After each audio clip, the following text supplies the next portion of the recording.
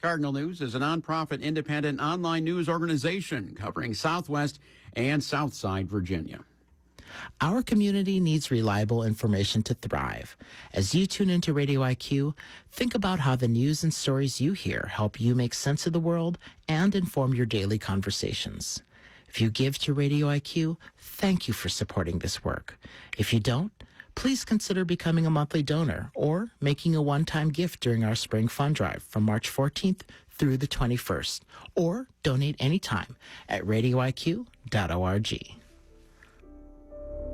It's 8:50 Marketplace Morning Report up in just a moment. Later on 1A, going into Hollywood's biggest night, there are usually some definite favorites, but not so much this time. John Horn later this morning will recap who was seen on the red carpet in Los Angeles and who walked away with gold. Nora was a big winner last night with 5 golden statuettes. 1A from 10 till noon. Support for Radio IQ comes from the Charlottesville Band. The Seaville Band continues a century of community concerts inside and out with year-round symphonic music open to all. Learn more at sevilleband.org. And by Mark Nelson and Virginia Wills Trusts and Estates, a Charlottesville law firm with a focus on estate planning, estate administration, and probate. More information at vawills.com. Blacksburg has 30 degrees, Roanoke 28, Stanton 28, Charlottesville has 26, Fredericksburg 30, Richmond 25 degrees. Sunny skies later on, warming to the upper 40s and lower 50s today. Rain expected by Wednesday around the region. New details on what a U.S. government crypto reserve might look like.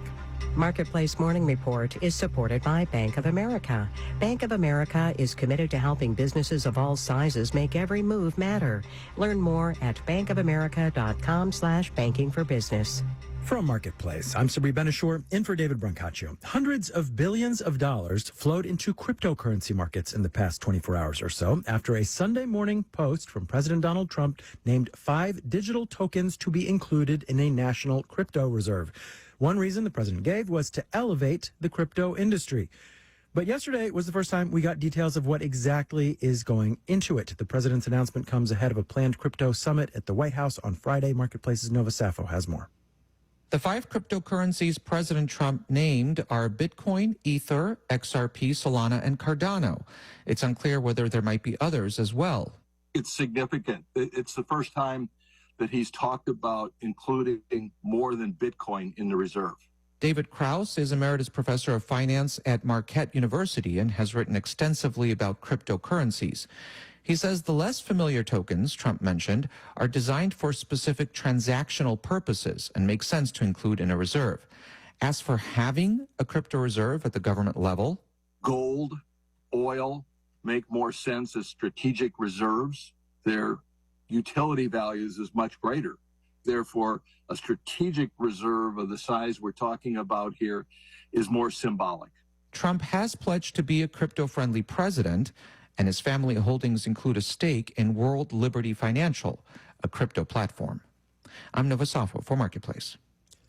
Mortgage rates have been particularly volatile the last couple of years, and that's partly because they're influenced by so many things in the economy that don't always have much to do with buying a house. Treasury bills, inflation, investors' mood. Back in 2023, the average 30-year fixed-rate mortgage shot up to almost 8%, the highest in 2 decades. Then it came down to a little more than 6% last fall. And then it bounced back up above 7% this year, only to finally start to decline slightly the past few weeks. Despite all the moving around, one thing has been constant. Mortgage rates are high. And, as Marketplace's Mitchell Hartman reports, they're probably going to stay that way. Given how much uncertainty there is about inflation, tariffs, and Fed policy right now, Mike Fratantoni at the Mortgage Bankers Association says the watchword for mortgage rates is fluctuation. There may be times when we're closer to 6. There are going to be times when we're closer to or above 7. He says the market's gradually adapting to higher mortgage rates. More sellers are putting their homes on the market, and more buyers are realizing a rate in the low 6s is about as good as you're likely to do. And what about the recent decline in mortgage rates to 6.75% in the latest report from Freddie Mac? Rose Quint at the National Association of Home Builders says it does improve affordability marginally. But I think with high home prices, buyers are concerned. NAHB recently reported that the monthly mortgage on a median-priced home now eats up 38% of a median family's income. Economists consider anything above 30% to be cost-burdened. I'm Mitchell Hartman for Marketplace. All right, let's do the numbers. Dow, S&P, and NASDAQ futures are all up in the 2 to 7/10% range, with the Dow futures up 91 points. The yield on the 10-year Treasury is 4.240%.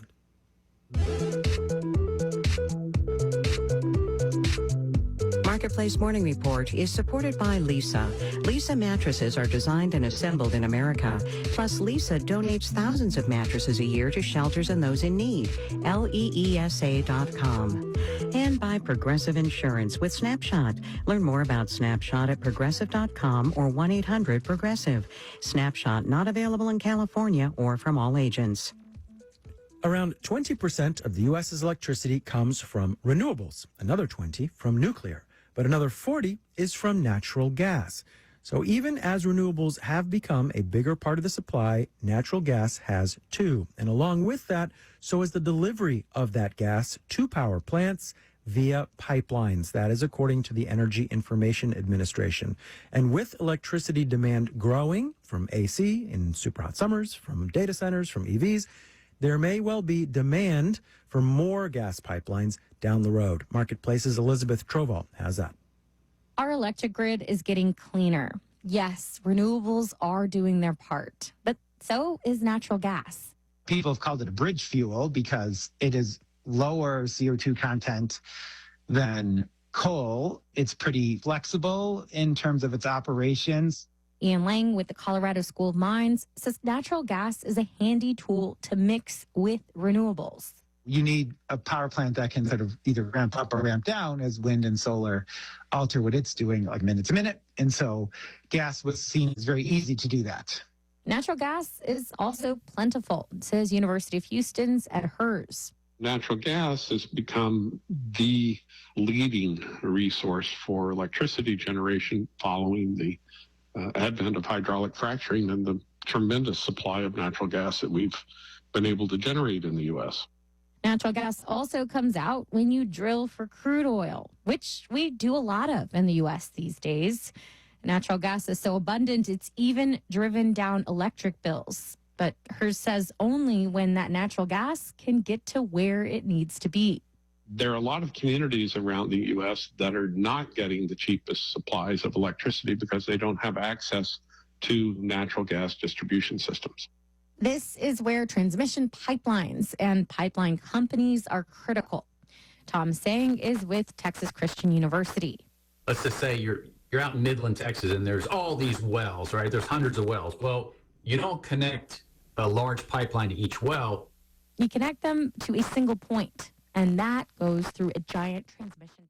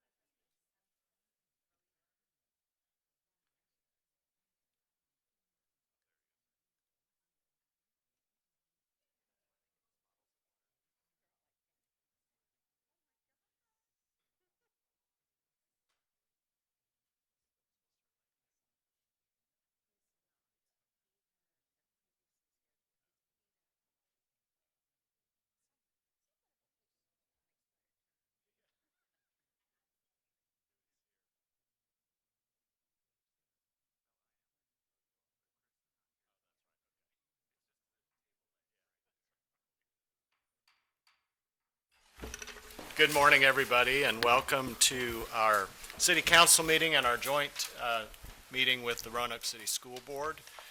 This is the first of our two joint meetings in 2025, and we're glad to see you all here. Welcome to our little nest. It feels very cozy, doesn't it? Part of the reason for that is that this lovely podium is a fixture now and immovable without some kind of force of nature. So that's why our tables are a little smaller in scale, but we wanted to make sure that we were all together at the table for our meeting today. So I'm going to ask our clerk, Ms. McCoy, to call City Council's roll, and then I'll turn it over to you, Chair Jameson, Certainly. for your roll call. Mr. Nash. Here. Mr. Vollison. Here. Ms. Powers. Here. Mr. Hagan. Here. Ms. Sanchez-Jones. Here. Vice Mayor McGuire. Here. And Mayor Cobb. Here, and a quorum is present. Very good. Mrs. Tresky, would you please call the roll for the school board? Mrs. Apel? Here. Mr. Cherry? Here. Mr. Link? Ms. Quintana? Here. Ms. Trigg? Here. Mrs. Watkins? Here.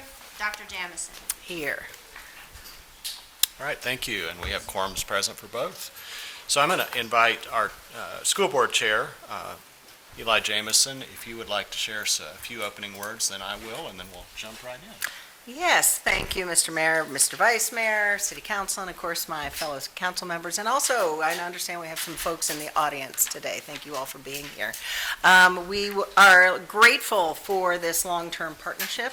I think you'll hear from us today about some of the things that we consider to be successes that are in no small part our successes because of all of the work that we've put into this partnership over the years. So we are happy to be here. We know that we all share a goal, that we care about the city, we care about the future, we care about the future of our children and our education, and even in times that are difficult, I have trust that we will be able to have productive conversations to continue to move the future of our education system as well as our city forward. So thank you for the opportunity to be here. Thank you. Well, I do want to welcome you all. I've been looking forward to this because it's always an opportunity for us to learn and listen together. All of us, I think, would agree that there is much that inspires us to do the work that we do. One of the things that I love about Dr. White is you always invite us to dream with me. Well, we're dreaming together, and part of that dreaming is figuring out where all the resources come from and where the funding comes from. And that's a big part of our conversation today. And I know we're all dedicated to finding the best path forward for the city and for the schools.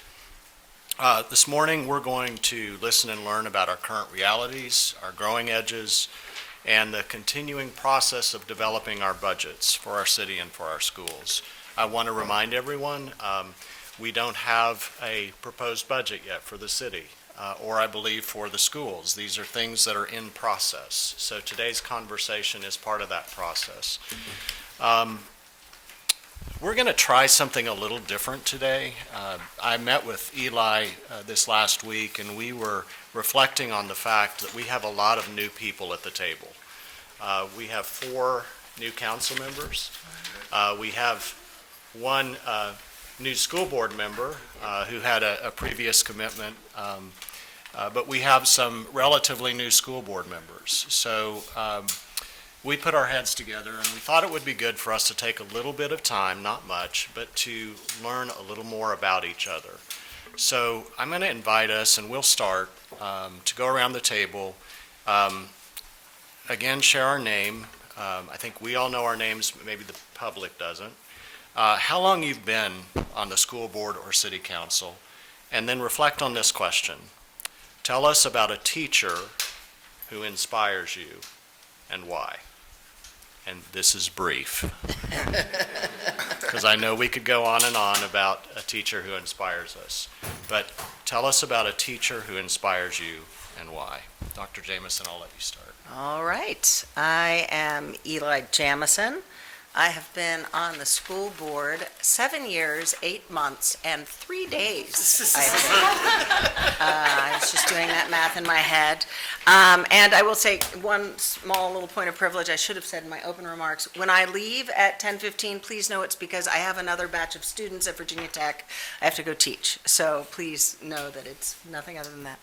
On that note, when we had this conversation, the first teacher that came to mind for me was Mrs. Hughes. She was my second grade teacher.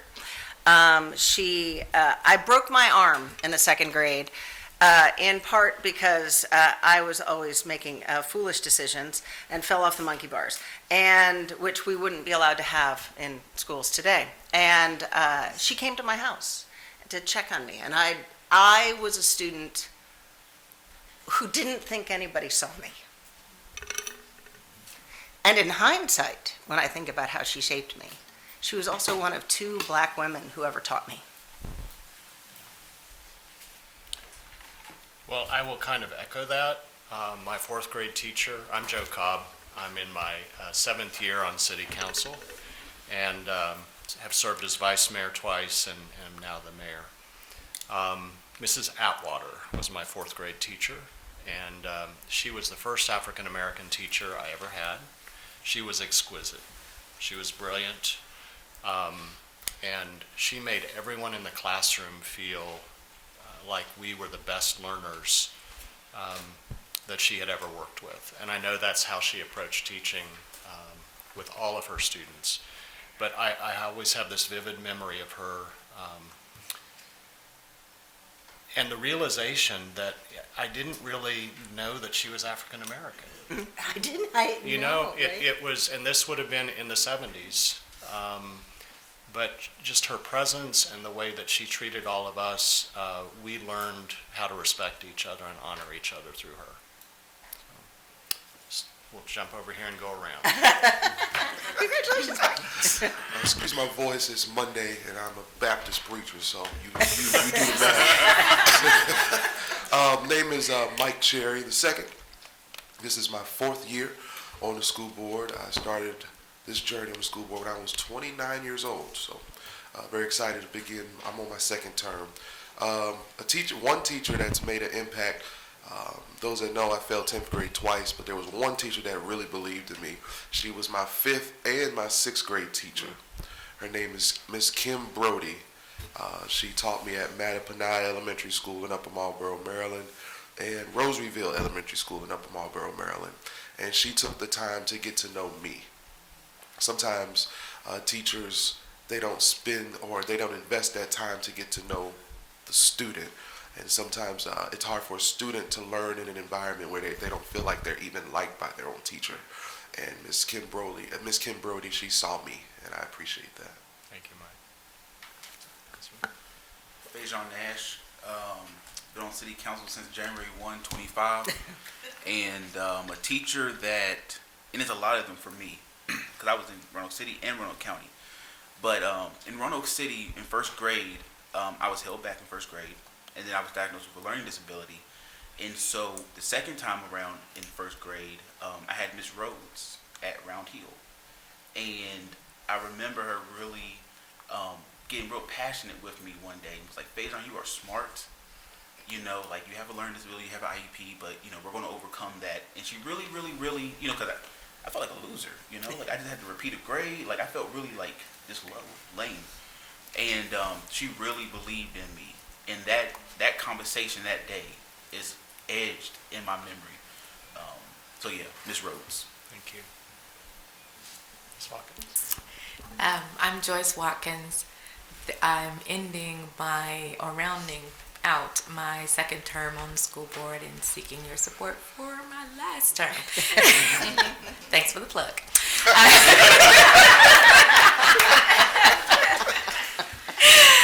No, in all seriousness, the teacher that I always think of the most, because she's still in my life, she still follows me and all of her students, is Mrs. Whitehead. She was my 3rd grade teacher, and she was the first teacher that I had that looked like me, number one, and I was just so in awe of her and her kindness and her gentleness. And one of the things that makes me who I am is thinking about being growing up in a rural town in Southside Virginia where we just didn't have any money.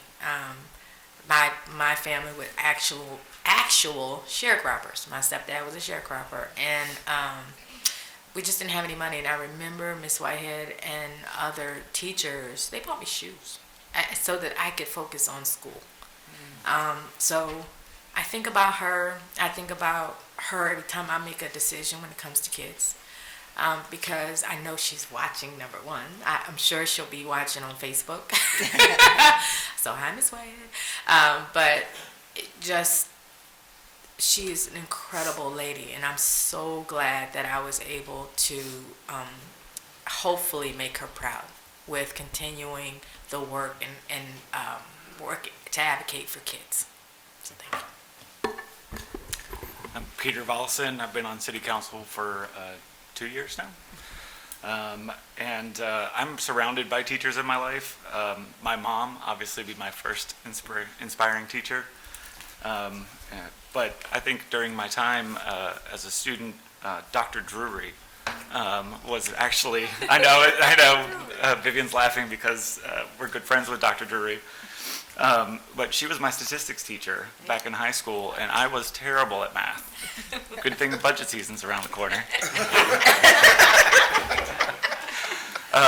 But Dr. Drury took, she took the time to understand how I learned better.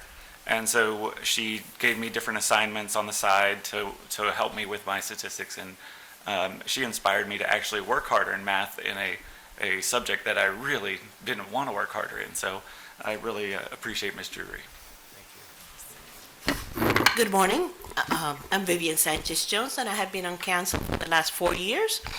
And about teachers, I have to say that I work every day with some amazing teachers in Roanoke City Schools that take the time to make an impact on their students. And on the personal side, the teacher that I remember the most was Mrs. Weinstein High School. I fought to be put into the college-bound track, and I wasn't able to move to the college-bound track because I was on an ESL track. And I said, Mrs. Goldstein, I know I could do this. And she says, I know you're quite capable of doing it, but do not let a label hold you back. So you could go to college. It doesn't matter that you were taking ESL classes in high school, but you have what it takes to go to college. And thanks to her, I always think I'm not going to let a label hold me back. Thank you.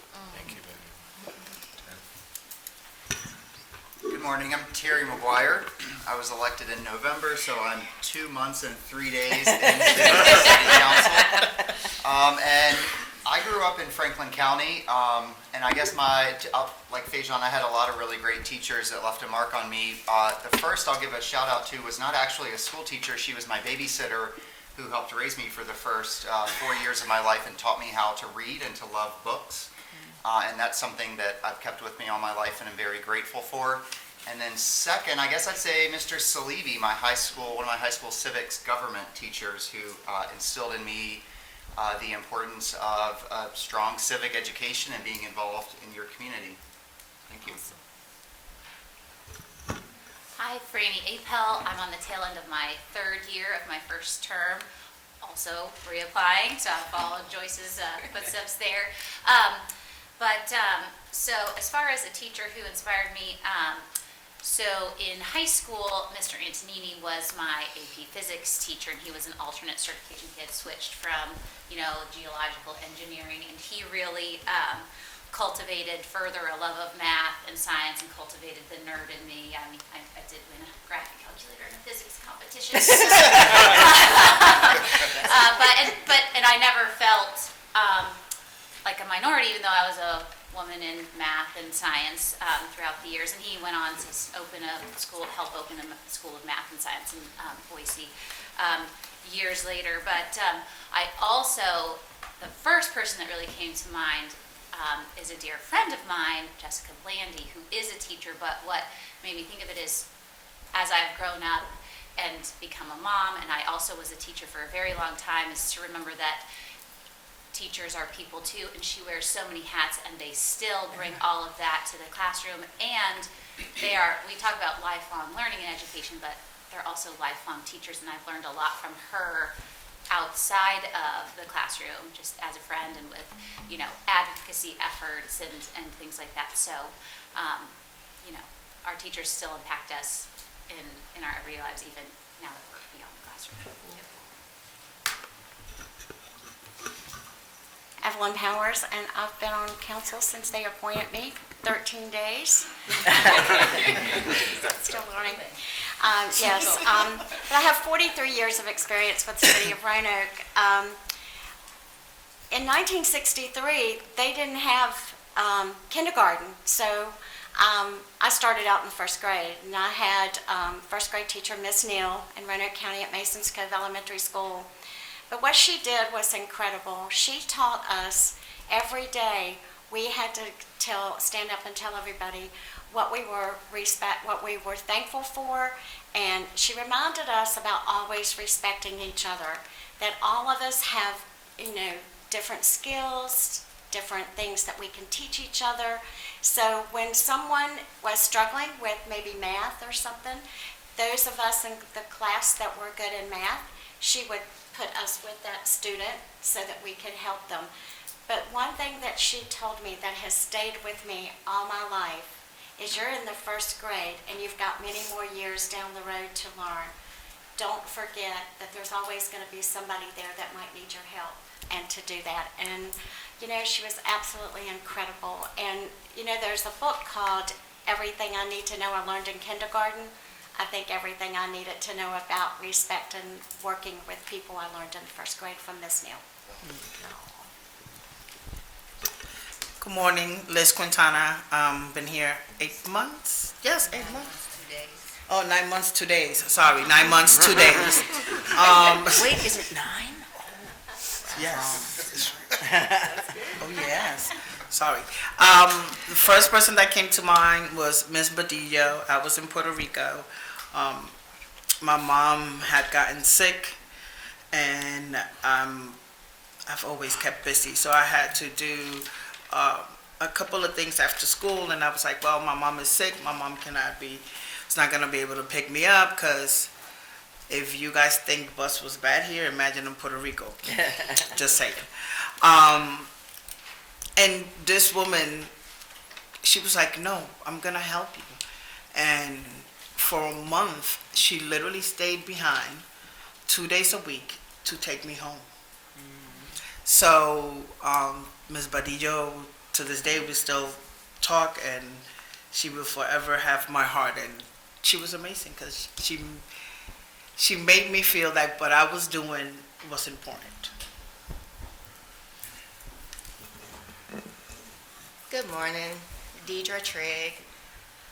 I come from a long line of educators in my family, and I had wonderful teachers through Roanoke City Public Schools. But if I have to choose one to speak about today, I would speak about my godmother, which was also my cousin/aunt, because she grew up as an aunt. Her name was Barbara Brown, and she was an educator in Roanoke City Public Schools. And she probably was on me every day. If I misspoke a word, I was corrected. If I got out of line, I was corrected. Even if I was right, I was corrected. So she pretty much paved the path for me to be who I am, as well as a few other family members. But I would have to choose her as a Roanoke City Public School teacher who really inspired me the most. Hey everybody, so I'm Nick Hagan. I've been on council since January. So for a teacher that kind of inspired me, I had my philosophy and logic high school teacher who, and I took it because I thought, this will be easy, this will be a breeze, I don't have to worry about any sort of logic. Yeah, I was wrong, but that is Mr. Fallon, and I bring up the philosophy aspect of it is because, I ended up majoring in philosophy in undergrad as a result of that class, and without that logic and that desire for it, I wouldn't be an attorney today. So for me, that's what was most inspiring. Me too? Sure. All right. Good morning, everyone. So the teacher that comes to mind first always is Dr. Kim Whitehead. Dr. Kim Whitehead was my 5th grade teacher, and she inspired me when I was a child because her shoes always matched her suit. And so I thought that was just the greatest thing in the world. But in all seriousness, I mean, she really inspired me to become a teacher. She is one of the reasons why I am a teacher today. She insisted upon excellence. She saw the greatness and potential in me that I didn't see in myself. And she looked like me.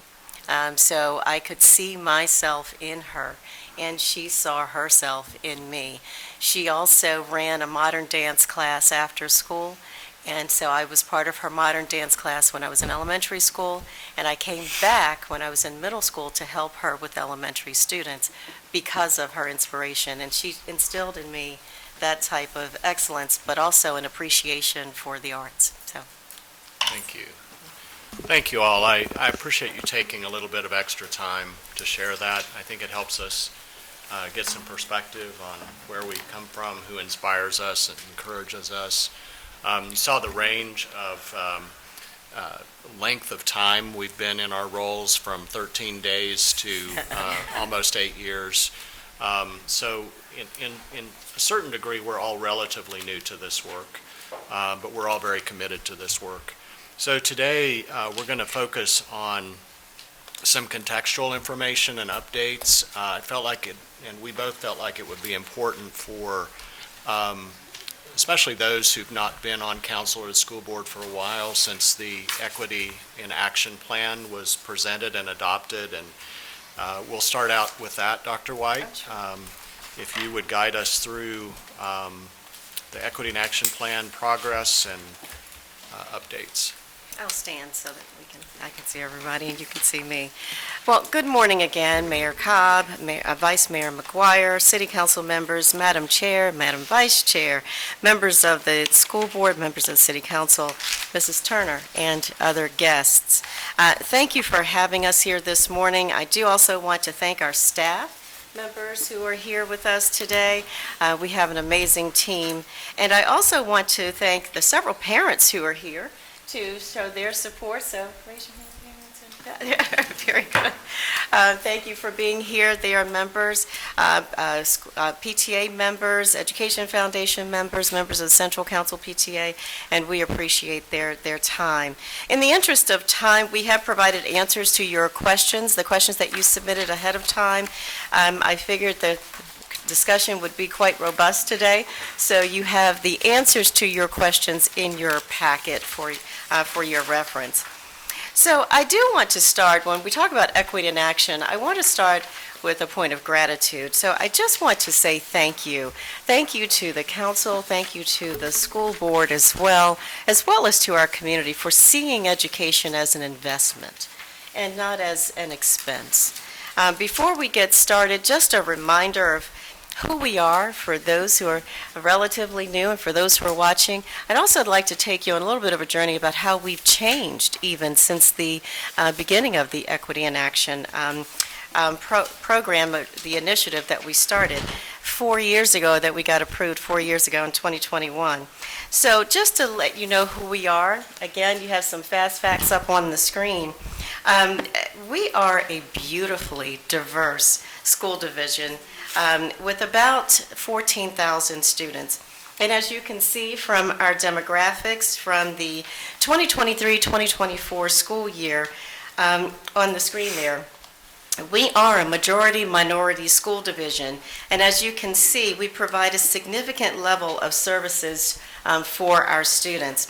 In the 2019-2020 school year, RCPS had 1,094 students receiving English Learner Services. At the end of last week, we have 2,340 students, which is 17% of our total student population. That's a 113% increase since 2019, and an increase even since the end of last school year, again, which you see on the screen. Now, when it comes to our students who are experiencing some levels of housing insecurity, those who are receiving McKinney-Vento services, We had approximately 300 students in that category in 2019, and we've grown to more than about 600, in some years 700, upwards of almost 700 students who have experienced some levels of homelessness in that time frame, even just since 2019. And about 16% of our students receive special education services. And about 65% of our students live in households considered economically disadvantaged. So as you can see, as I always say, school is more than school. And certainly the ABCs and 1, 2, 3s are critically important. We are here to support the academics. Teaching and learning is the primary thing that we do. But we also provide wraparound services and support, because we know that if we strengthen our children, we also strengthen our community and we strengthen our city by doing so. So, as you can see, I want to switch gears to this screen. This was a historic day where we collectively agreed, as a school board, as a city council, as a division, and as a community, to commit to making long-term investments for our children and our community. So it is my honor to let you know that, yes, we have made promises, but yes, we have kept our promises as well. And in the spirit of transparency, it's only fair that I update you and the community on where we are today. But before I get to that, I think it's important to share a timeline so that we can understand how we got here. So in July 2020, when I began my tenure as superintendent, I can't believe it's been 5 years. That time goes really fast. I had the pleasure of going on a neighborhood tour. I walked through various neighborhoods, and every neighborhood pretty much, with residents, with students, with teachers, community members, staff members, and I asked questions about COVID, of course, because that was the pressing issue at the time, but about whether we should open schools or not, and of course that was on everybody's mind. But I also asked about the challenges that we face, and I also asked the broader questions about what was working well and what was not working so well. And one key concern that emerged from those conversations had to do with the inequity in our workforce development and career and technical education programming. Now, while the community was proud of the opportunities at Rotech, many students and community members told me that there was a lack of CTE offerings, particularly in the Northwest area of the city. So they expressed that if we ever had the opportunity to expand workforce development programs, that we should do so. Now, fast forward about 6 or 7 months from that July timeframe to February 2021, when we learned that the Roanoke Times building was up for sale. This caught our attention because of our many central office staff members had been housed at William Ruffner Middle School for quite some time. However, we knew that the Roanoke Times building wouldn't be suitable for a CTE site. And that's because it still would have required students to miss class time to travel to that off-site location. At that point, you're right, Mayor Cobb, I did. I asked my team to dream with me. And so we discussed maximizing short-term funding from ESSER and other pandemic relief funding for long-term impact by renovating Ruffner and converting it into a CTE center. We also carefully examined short and long-term possibilities, particularly considering the cliff effect of using one-time grant dollars. Ultimately, we determined that we could use these funds to renovate Ruffner and to double our CTE seat capacity, ensuring that more students, especially more students in the Northwest area, would have access to workforce development opportunities. So in your packet, you have a sheet about funding public education, and the back includes a table that shows all of our current and recent major capital projects with a list of funding sources. Now, because our students always come first, we recognize that to make this happen, we needed to relocate over half of our central office staff. That included our human resources department, technology, school health services, food services, operational services, and other departments. They were all housed at Ruffner. So it was over half of our personnel at that middle school site. So purchasing the Roanoke Times building provided us with a way to do that while also improving operational efficiencies so that mostly all of our central office staff could finally be in one location. So this included ending our warehouse lease, saving us some money there, and renovating these buildings also saved us a tremendous amount of money given the current costs to build a new CTE center. So, some may question why we chose to renovate buildings, but we saw this as a generational opportunity, or what I like to call legacy work. Work that will benefit our students and our community for decades to come, not just with the creation of the Charles W. Day Technical Education Center, but also in how we structured central office operations for greater collaboration and efficiency.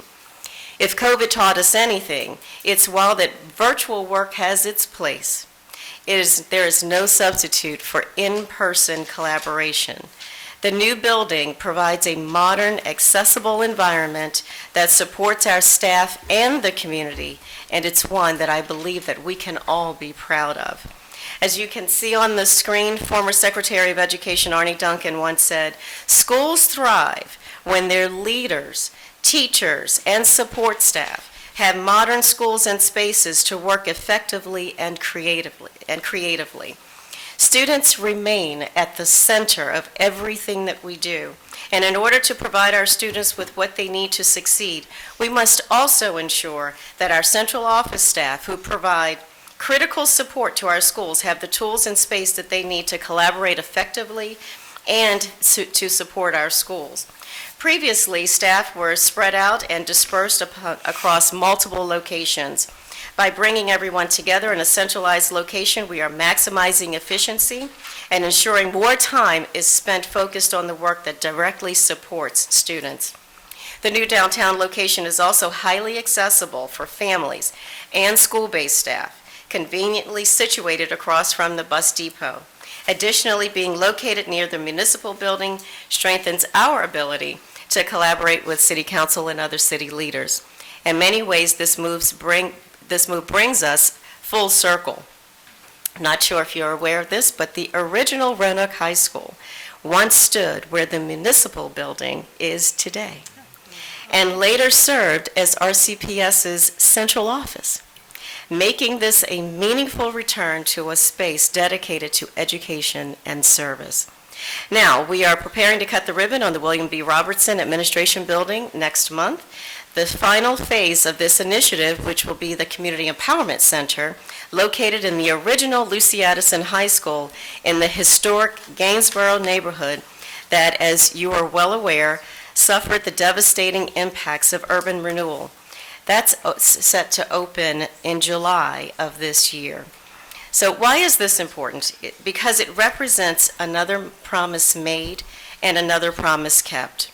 We engage the community through surveys and through meetings, school visits to understand how we could repurpose our former administration building.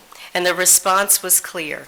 Our community asked for a welcome center, not just for all families, and it will benefit all families, but particularly for our immigrant families, to assist with registration, vaccinations, academic resources, and more.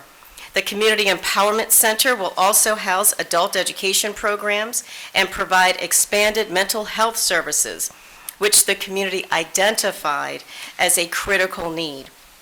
Additionally, we will offer flexible space for community partners to meet families where they are and provide vital support. And what's more, we're not only providing services, but preserving our community's history and preparing the building for the next 100 years, because it's nearly 100 years old. We have met with neighbors of the Gainsborough community, and they are very excited about this project and what the project represents. So to recap, for the Equity in Action progress update. We started this progress with students in mind. We opened Day Tech last April, where students can now enroll in cosmetology, automotive repair, welding, teachers for tomorrow, criminal justice, sports medicine, landscaping, barbering, and other programs. And we know that strong CTE programs contribute to student success. RCPS students who complete a 2-year CTE program have a 100% on-time graduation rate. Now, next month, we will officially open the William B. Robertson Building at the former Roanoke Times location, providing a centralized and accessible space in the heart of downtown. Then in July, again, we will open the Community Empowerment Center. Each piece of the plan fit together like a puzzle piece. One piece enabled the next. We couldn't have opened Day Tech without providing a space for central office employees, and we couldn't open the Community Empowerment Center without the space created by the transition to downtown. So as I've always said, that we are a school system. We are not a system of schools. We've always been one in terms of purpose, and now we are one in terms of location. So we are so excited to celebrate these upcoming milestones with you. I hope that you will be there and you will help to celebrate with us, because again, this is what I call legacy work, projects with a generational impact that will support our students and community for decades to come. This would not be possible without your support, and again, I thank you for your support in making our promises, but also keeping them. And Mayor, that is the report on the Equity in Action plan, and I will take any questions that you have at this time. Any follow-up questions, anybody? It's good progress, thank you. Very good. Ready for the budget? So, go ahead, and then I'm going to ask Ms. Turner to come up. And Dr. White, how many students have been served at the Day Tech Technical Center? What are we up to now? Turn to Nelson. What are we up to now in terms of numbers of students? About 1,400? About 1,400 students. Thank you. At Day Tech now. Thank you.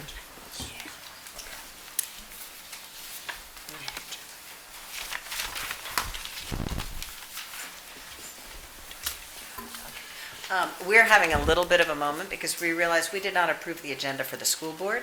That is not necessary for the council. Okay, okay. So in case you're wondering what the whispering is about, if we could go ahead and take a moment and say, if I could have a motion and a second to approve this morning's agenda for the school board. So moved. Second. Second by Ms. Quintana. Any questions? All in favor? Aye. Those opposed? Oh, good. All right. We have 7 years, 8 months.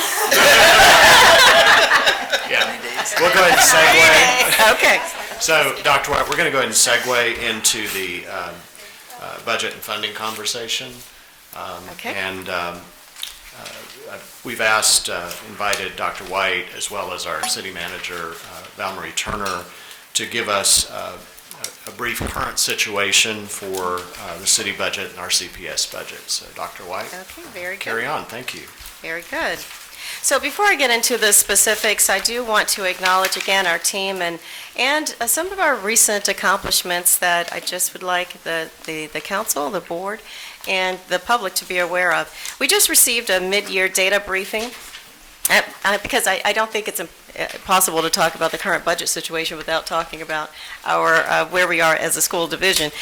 So we just received our mid-year data briefing showing that the number of high-risk students at the early childhood level has significantly decreased, which is a great sign, and hats off to our team for that. Also, our chronic absenteeism rates are trending downward, and disciplinary infractions are also on the decline. So hats off to our team, our parents, our students as well.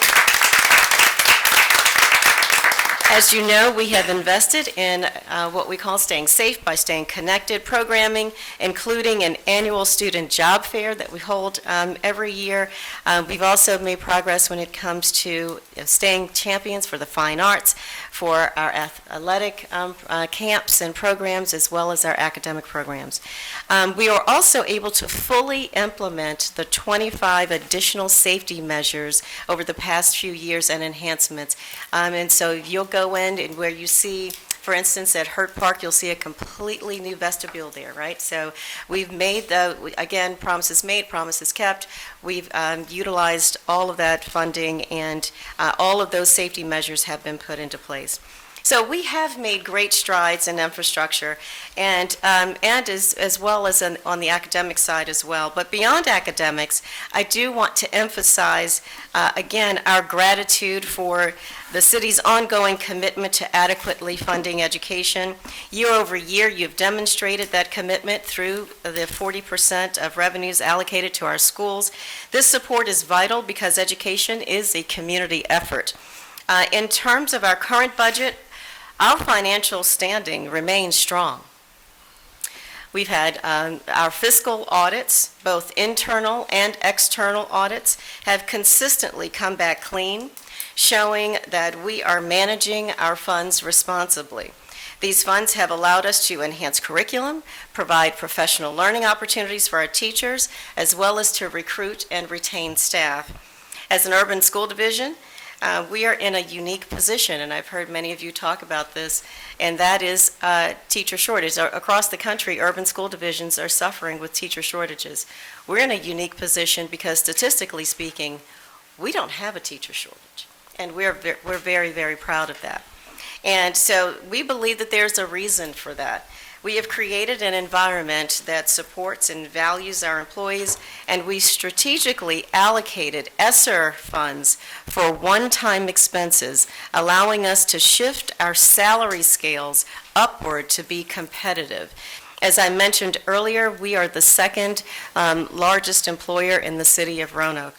That said, we know that our teachers and teachers across the country are still underpaid for the work that they do.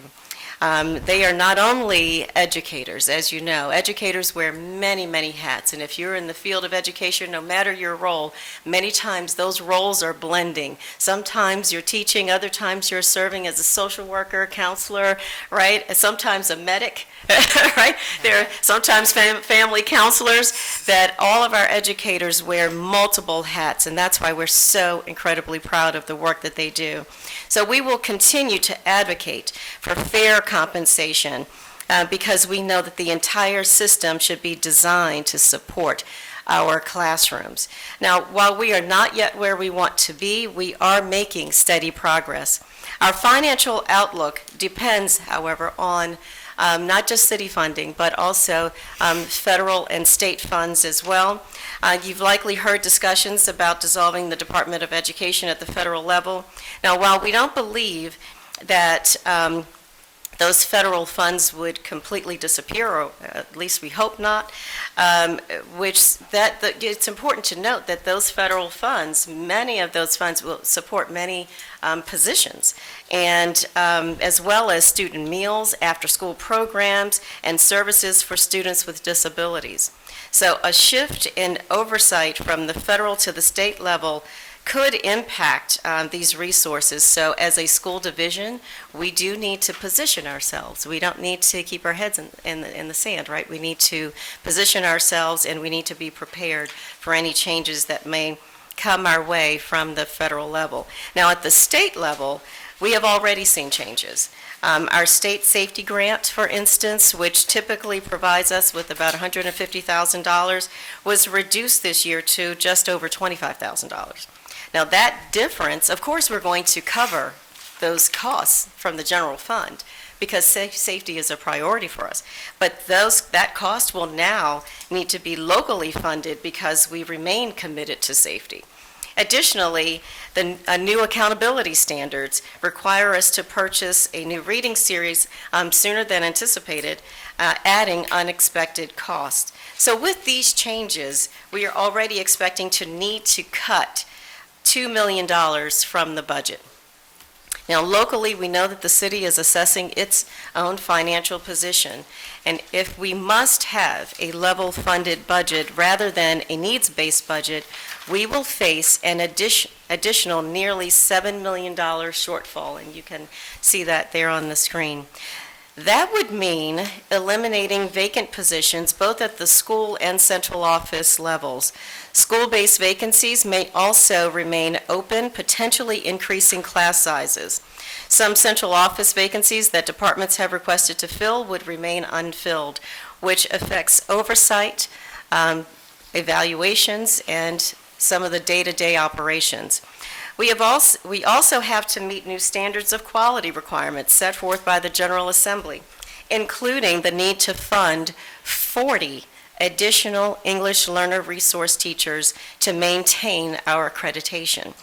That is a significant number of specialized educators, and meeting this requirement may mean shifting staff, such as reallocating elementary Spanish teachers to fill these positions.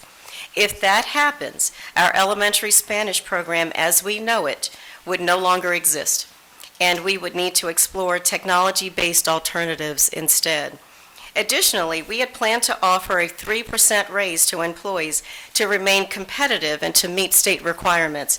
The General Assembly mandated a 6% raise over the biennium, and last year we provided a 3.5% raise to our employees. Now, at a minimum, that means that we need to offer a 2.5% raise this year to qualify for that state funding. But without additional resources, we would only be able to meet that minimum instead of providing the 3% that we had intended. Another significant impact would be on our instructional assistants, or IAs.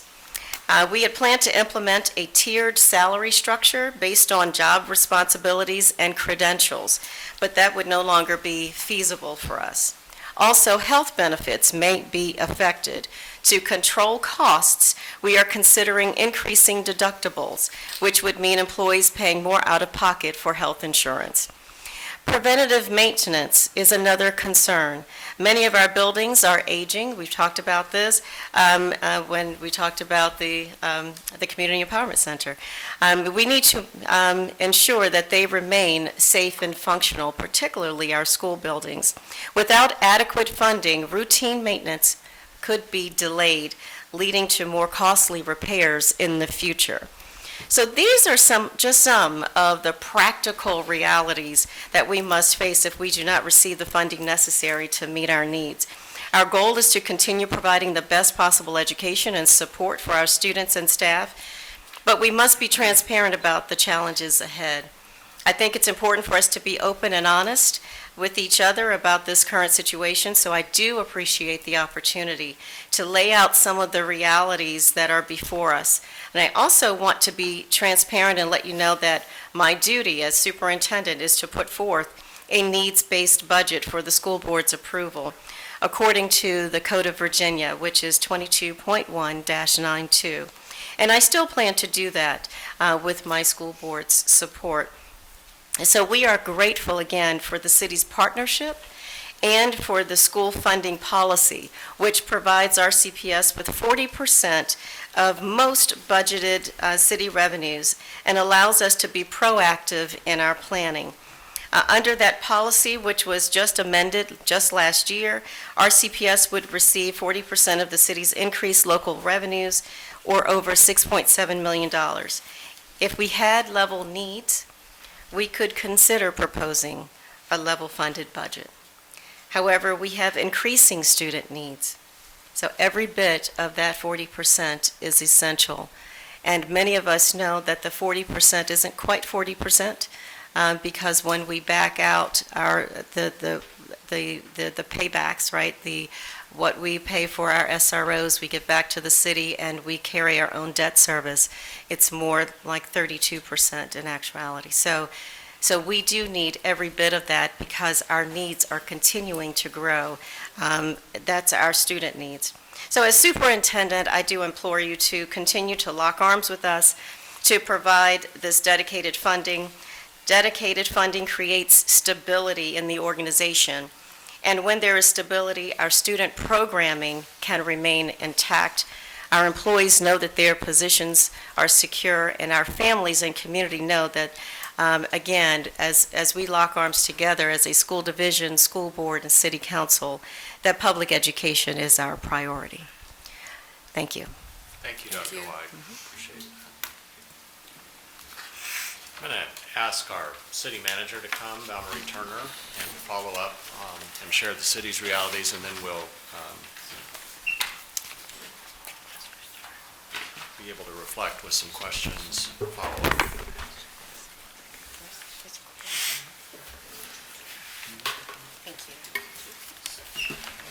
Thank you, Mayor Cobb, Vice Mayor McGuire, council members, school board members, and of course, Dr. White. It is indeed a pleasure to be able to stand before you today to talk a little bit about our budgeting process and where we are as a city.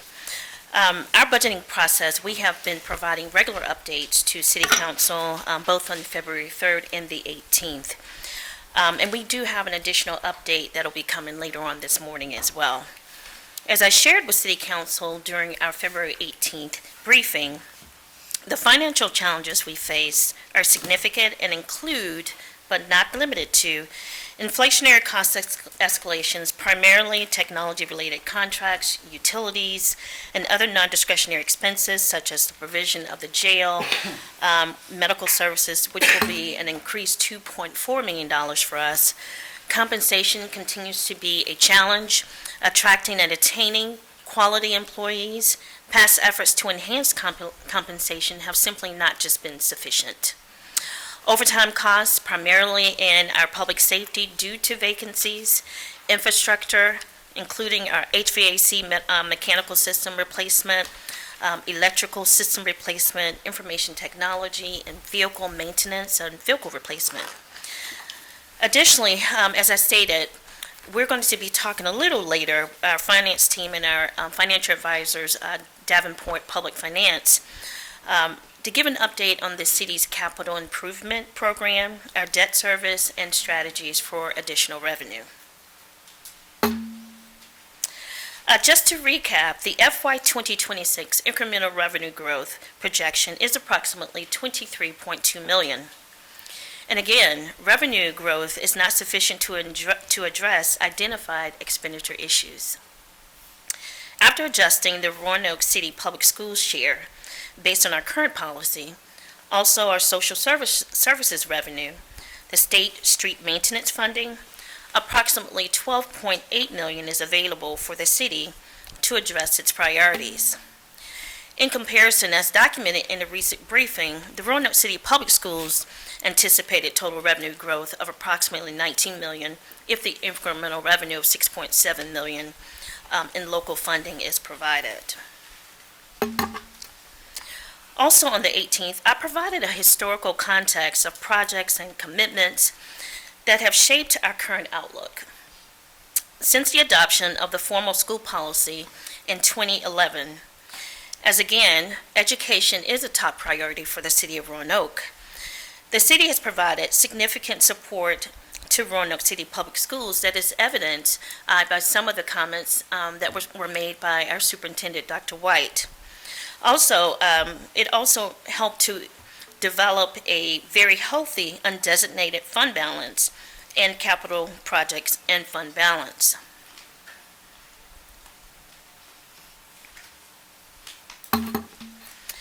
The request for schools for level funding, for local school funding, was not intended at all to be punitive.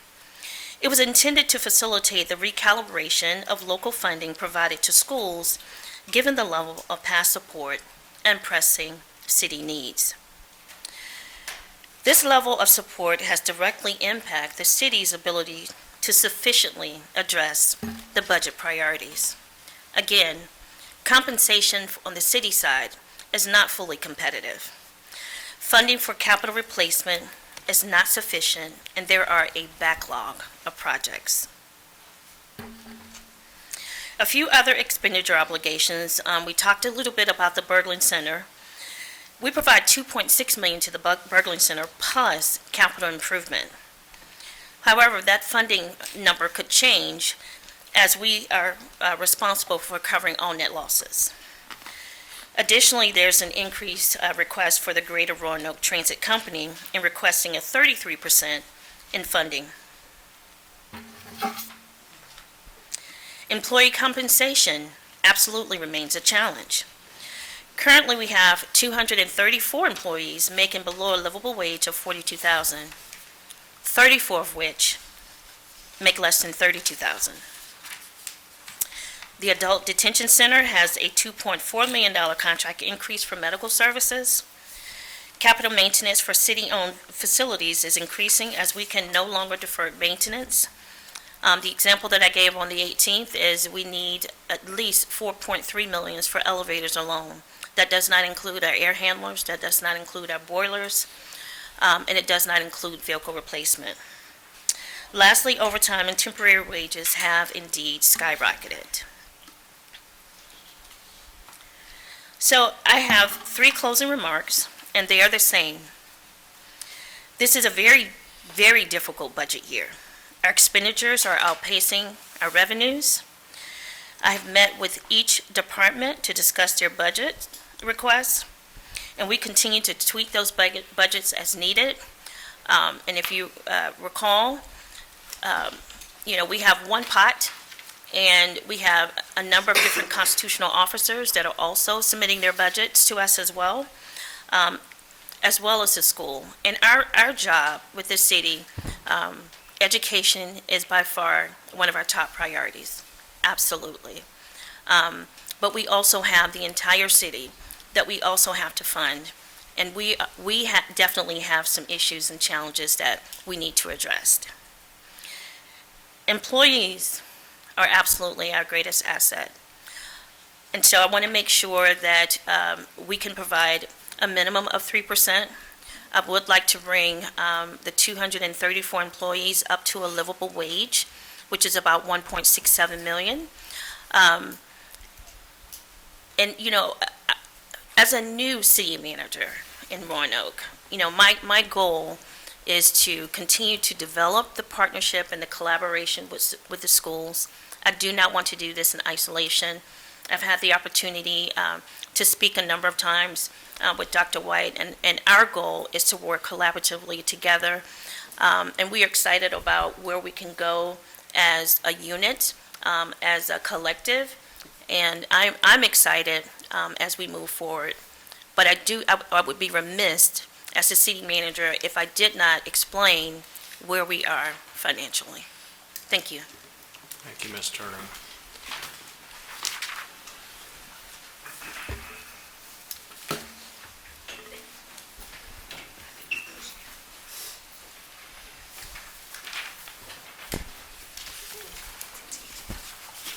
So as part of our context, what I'm handing out now is a history of the funding formula for those who may or may not have seen it. This is both a narrative and then a timeline, and I'm not going to go through all of that, but just to say that this was established in 2011, has been amended a number of times. Prior to the adoption of the formal funding policy, the practice was to allocate about 36% of adjusted local tax revenue to the schools. And there's a sharing of debt service. At the time, the need to review the level of funding to schools was driven by the unsatisfactory state of schools or overall performance and low graduation rate. We're blessed in Roanoke City Public Schools that we have a really high graduation rate. And Dr. White, thank you for sharing the reduction in truancy as well as the other challenges that we're seeing a rebound, which is very exciting. So the sitting council at the time recognized the importance of a vibrant and high-performing school division, and I believe that philosophy still holds true for us. The challenges now are a little different than they were in 2011, so we need to acknowledge those. For both of us, I think we've acknowledged that there are some deferred needs that we have to address and figure out how best to do that. while continuing to address the progress we want to focus on as both a city and schools. So that's part of our challenge. I will say and commend our schools, the progress we've been able to make with new and improved school facilities.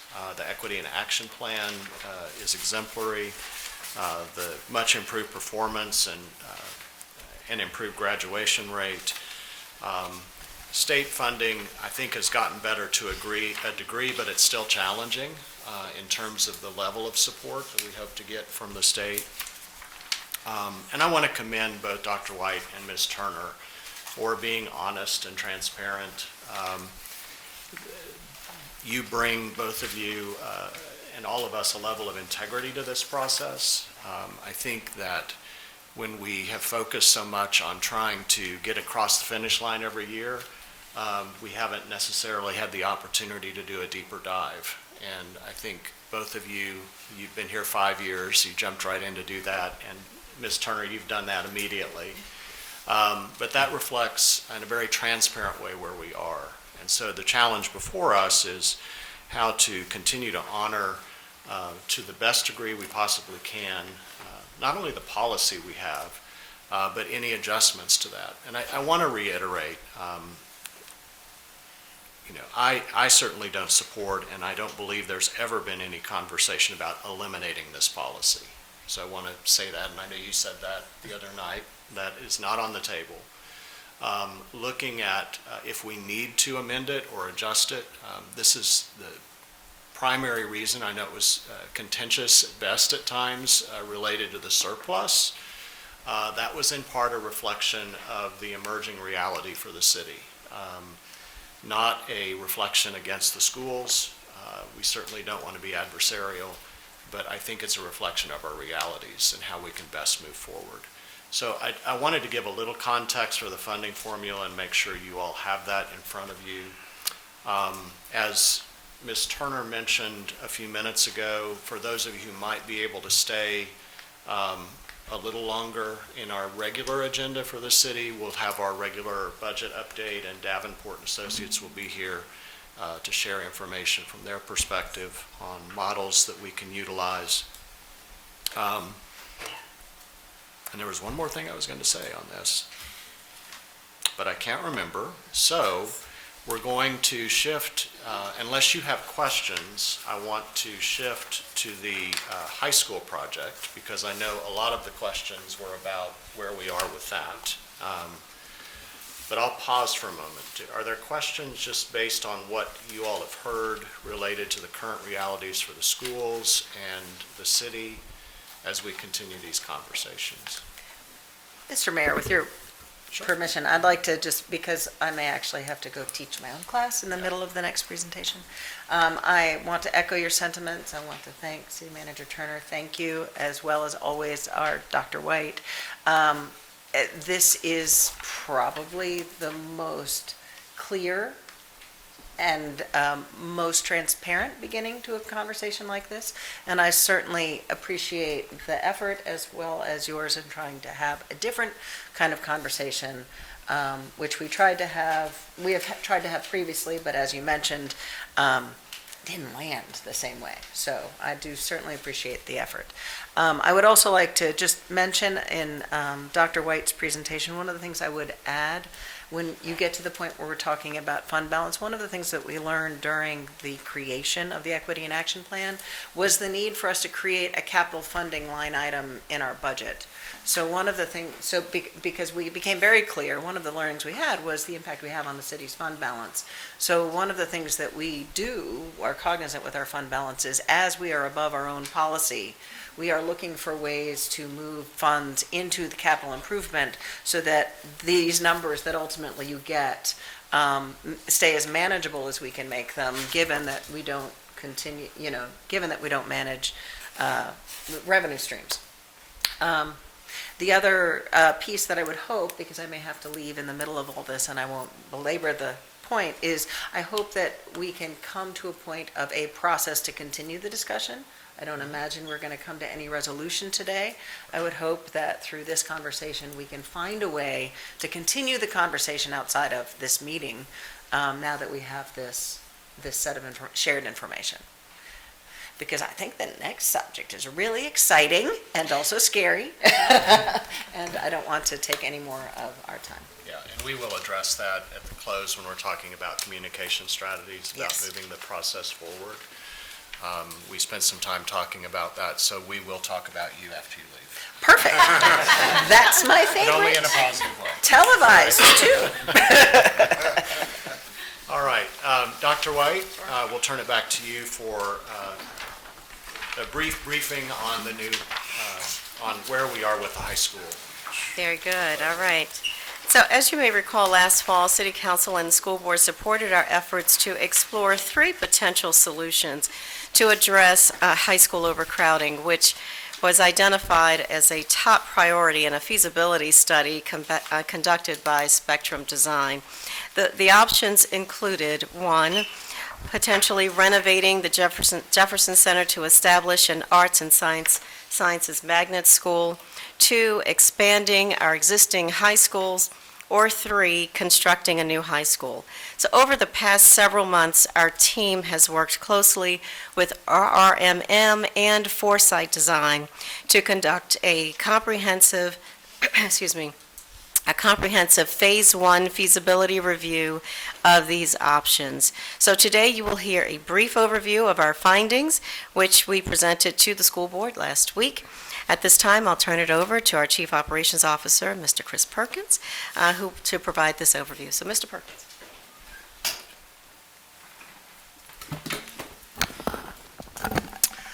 Mayor, Vice Mayor, Madam Chair, Vice Chair, members of the board and council, ladies and gentlemen. I'm happy to be in front of you, but if you know me for the last 30 plus years in public service, 10 minutes is not enough time for me to. It would take me that much time to tell you the time, Mayor. But I'm going to, in the interest of time, I'm going to be brief. We have an overcrowding issue that has been identified. We've known this at our high schools. We're about 700 students over. We expect that to only grow. The first option that we asked the team to look at was the Jefferson Center. It was a great opportunity for a win-win for both the city and the school system. However, it's less than 2 acres when you get into it, so it is a site constraint that limits us there. It is a poor fit for our arts and innovation program. There's cost inefficiencies with the remodel of that, and the number one reason why we need to eliminate this is the capacity only holds 360 students, which is just a tad over half of the current overcrowding we're in now. Our schools were built when, as the city manager mentioned, when they were finished, Patrick Henry and William Fleming were built to add on to. However, while the buildings, there was a forethought for the buildings, the site constraints, and you only have to go to Patrick Henry during arrival and dismissal to understand that, the site constraints create some considerable issues for us with expanding. There's also challenges of overly large schools and small schools. We don't have the benefit of small schools in this situation, but we are approaching overly large schools and we're overcrowded now. Those issues are safety, they're classroom management, it's the logistics of a class schedule, how we move, space limitations in the school, a higher classroom size with more students in that building. Then there's our athletic isolation. Don't understand me when I say this.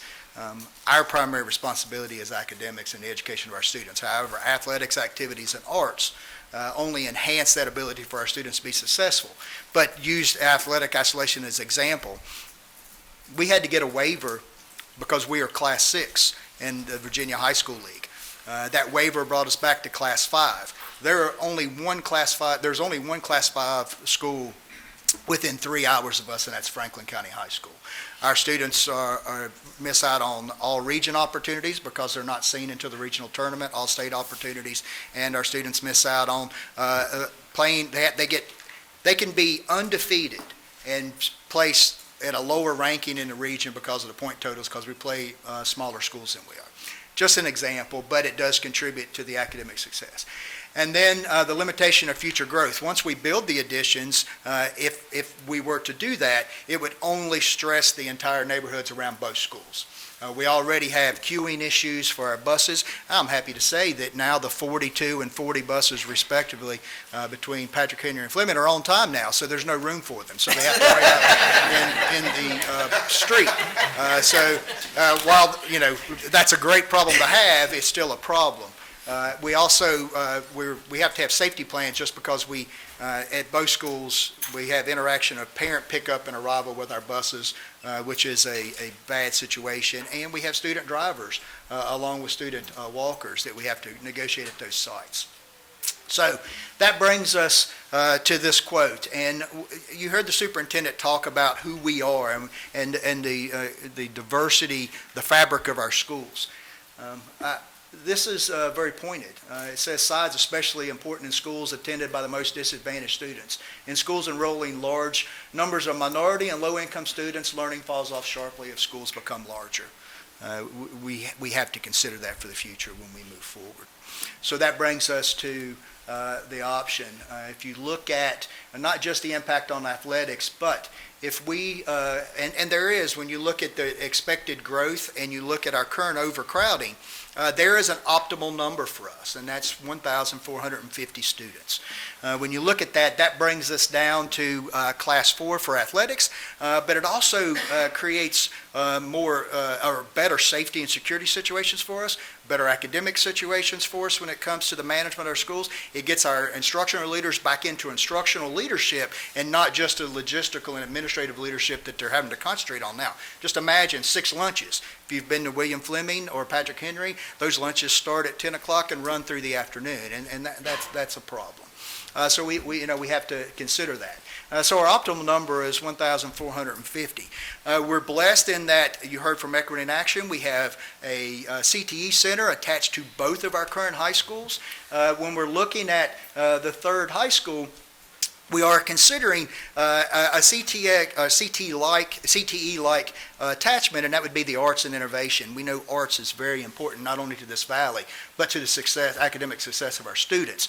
So what we would say is when you look at expansion versus a new school size, the new school is the optimal situation for us, and we could provide that CTE aspect because we would propose a comprehensive high school and a magnet for the arts and innovation attached to it to match the CTE facilities at both the current high schools. Academic achievement, the new high school is the optimal situation for us. It allows us to have more attention to know students by name and need and strength. That's very important for us. The initial cost, I'm not going to beat around the bush on this. To add on to the schools, it's approximately $50 million. That's both expansions at both locations. To build a new comprehensive high school with an attached magnet in arts and innovation, it is north of $150 million, and I'd say it'd be closer to $180 million by the time we had it. And that is construction costs. That's not land acquisition, and that's not staff costs built into that, and that's not site prep. When it comes to school safety, a smaller school is easier to manage. It's easier to accomplish the tasks you need for safety and security. Climate and culture, and that's important. When schools become overly large, we lose children through gaps. They can blend into the background and they're not noticed. And we need to know our students again, name, need, and strength. Transportation and traffic. I can tell you, having spent the last 3 years trying to improve our transportation situation, we have 2,100 students that do not attend school in their home attendance zone. And we need a boundary study, and so that the high school actually fits in to help us better. And it allows us to maintain diversity. And it relieves stress on the current schools when it becomes regarding traffic. Just sit at the parking lot. You can sit at the Grandin Theater, and it'll take you 25 minutes to get through the light at Brandon and Grandin. And I know some people saying that's no way. Trust me, go out there and sit. Same with Hirschberger. We'll back up sometimes past Ordway. Athletics, I've explained that. Maintaining tradition. Look, Roanoke is very interesting. When you ask someone where they went to school, if you ask me, I'm going to say the University of Tennessee, go Vols. But when you ask somebody in Roanoke where they went to school, their answer, 9 times out of 10, is going to be, I'm a colonel or I'm a patriot. So there is a benefit to expanding and maintaining that tradition, and that is very prevalent. I mean, colonels will, just sit and talk to somebody that's a colonel, and you're going to hear that dedication and that tradition when you hear that. Campus safety. All of you know what I did for the previous 25 years of my adult life. That's extremely important to us. Our campus safety, we are most vulnerable at arrival, dismissal, and transitions. When you have that many students in the hall, that is hard to manage. I don't care who you are. And I need, and we ask our staff members, and the superintendent mentioned, they're social workers, they're counselors, they're medics, but they're also emergency managers. And we ask them to deal with, the risk of our society. So keep that in mind also. Construction timeline, of course, we can build additions faster. But when you build an addition on the site of an existing campus, you have logistical issues that are very difficult. So imagine Patrick Henry now with subcontractors, contractors, construction equipment, lay-down yards. We're already looking at taking some of the practice fields when we have to build onto these schools, if that's the course that we go. But those construction timelines will be shorter for the expansion. And then finally, construction impacts. I mentioned a little bit there, but we felt the construction impact at Morningside when we added on the Morningside. We felt the construction impact at Breckenridge when we added on the Breckenridge. But I want you to imagine already overcrowded schools and the construction impact adding to those two schools. So when you look at that, we worked with our experts at RRMM and Foresight Design and our experts at Spectrum when they did the feasibility study. And we believe that the best course of action for the district for the future, not just to solve our problems of overcrowding today, but our problems for tomorrow, is to build a third comprehensive high school. I'll stop there and take any questions. You get a gold star. Thank you, Chris. Yes, sir. What questions, follow-up questions do you all have? That was a really good summary, actually. Thank you. I have a question. Yeah. So I had watched the school board meeting, and y'all had said 80 acres. You said 80 acres would be ideal for the fields, the athletic fields, to accommodate potentially, the dancing or the arts CTE section or building. Where in Roanoke City do we have 80 acres? So that's why we're asking for permission to explore. And I will go to this slide here for that. We've got to look, site acquisition is going to be key. If we can't find the space to do that, then, expansion becomes number one. But we're asking for the opportunity. We have been looking, we've talked to, some folks around the city. There are some properties, there are some parks and things that we need to look at. Now, look, don't get me wrong, I'm not trying to say I want to give up a park, because green space is what this city is built on, our ability to be outside. However, both high schools are on about 60 acres now. We're asking for the permission to explore. Is there something out there? It really needs to be focused in the east side of our city to maintain the proper diversity and the logistical issues faced. Having both of our high schools now are currently on the west side, either north or southwest. They're hard to get to, especially Patrick Henry and William Fleming. They're not close to how the city was built and when those there. So we have to look for that, and we're just asking for permission to explore and see what we can find.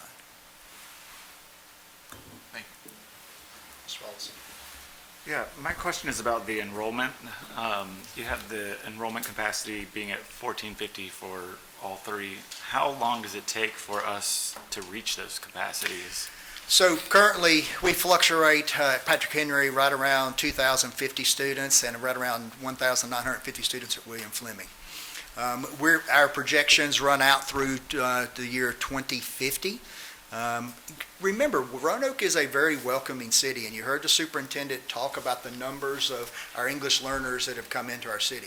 We only anticipate that to be more. So I believe that those estimates are conservative, and we have grown when others have not. So that's through 2050. So if we build, like currently our schools, the capacity for Patrick Henry, for example, is 1,680 students, the functional capacity.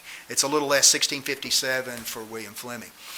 And I don't quote those numbers there. I don't have it in front of me, but that's off the top of my head. And we're running 2,000 and, almost 2,000 at each school.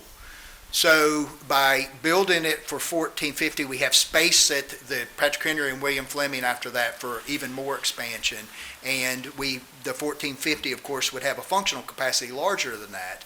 But the idea is for a future. And one of the things that Dr. Jamison, our school board, and the superintendent have asked is that we bring you an asset that will last 50 plus years. So we believe that when you look at where we're expected to go, and, the good things that are happening in our city with Chief Booth and what he's doing for crime and things like that, we only expect it to be higher than what the projections are. I guess my worry is not that we're going to cap out on them. My worry is that we're going to have a kind of white elephant. I can see that being, we move a bunch of folks into this new school that's big and brand new, and there's not as much growth, or we even start to decline. And so I think that's a worry that some citizens may have, and it's something that's come across my mind. So, I don't, well, nobody knows the future. We don't have a crystal ball. But what I would say is because we're welcoming and smaller schools, there are a lot of benefits to smaller schools. So let's say we're at 1,200. That's still a great size for a high school. Really, the ideal number based on the research is between 600 and 900.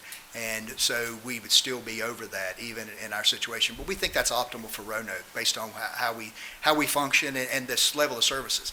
And I got to be honest, if you go out and you look at the districts around us, Roanoke students achieve more through CTE, through post-secondary education. They get accepted at better schools, bar none, than anybody around here. They go into the workforce with more certifications than anybody.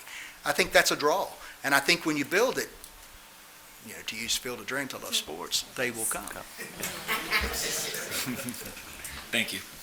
Mr. Hagan? Has there been any study into the increase in operating costs that a third high school would have on your all's operating expenses? Yeah, absolutely. And we have expenses. It'll increase us by one more high school, which high schools, as you can imagine, are hard to heat, hard to maintain.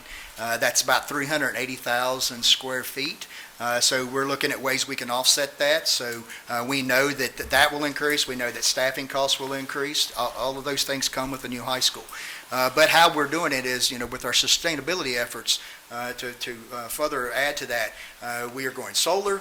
So we're capping for the next 25 years through our power purchase agreements the costs and increases for Appalachian Power or AEP.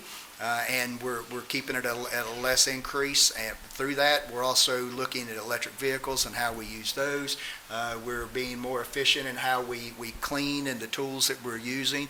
We're taking advantage of really our, the city's initiative for going green in order to save on those costs and reduce those utility costs. Okay, thank you. Thank you, Mr. Perkins. Appreciate it. Yes, sir. Where can I deliver that gold star? I don't have one with me, right? I learned everything about being brief from Mr. McKee. Yes, I'm sorry, an orange star for the volunteers. Much more appropriate. Okay, all right. Well, thank you all for that. The last thing that we wanted to talk about briefly today, which Chair Jamison alluded to, was not only communication process moving forward, but making sure that we're working collaboratively and as partners on the budget process. So, as you know, we have two joint meetings annually, one this time of year and one in the fall. And we definitely, those are very important. The one that's the first part of the year is usually hosted by City Council, and the second one is hosted by the school board at one of the sites. So we're grateful for that. In conversation with Chair Jamison, we would be very interested in, and I think monthly is probably better at a minimum, of a smaller group, a leadership team to meet more regularly. The superintendent, the city manager, myself, a member of council, the chair, Jamison, and either the vice chair or a representative of the school board, so that we're in more regular communication collectively as a leadership team. I think that will be helpful to us, not only through this process, but longer term. because we do value this partnership. It's proven to be very effective. And then the other thing I'll suggest is that I know we each have buddies, and I think Ms. Powers, you are likely to be with, oh, you're, okay, so who is Mr. Link's counsel? Sanchez Jones. Oh, okay. So we all have buddies, and please check in regularly. I think it's important for us to check in with them after a city council meeting or prior to a city council meeting, particularly if there's something that's affecting the schools and vice versa with the school board. Questions that emerge for you, feel free to ask those of your buddy. We don't need to save them for a joint meeting. If there's a theme that emerges that we can address, we can do that. But feel free to ask those questions. When Joyce and I were buddies, I asked her questions all the time, and she was very gracious in getting those responses back. So feel free to do that, and again, meet regularly.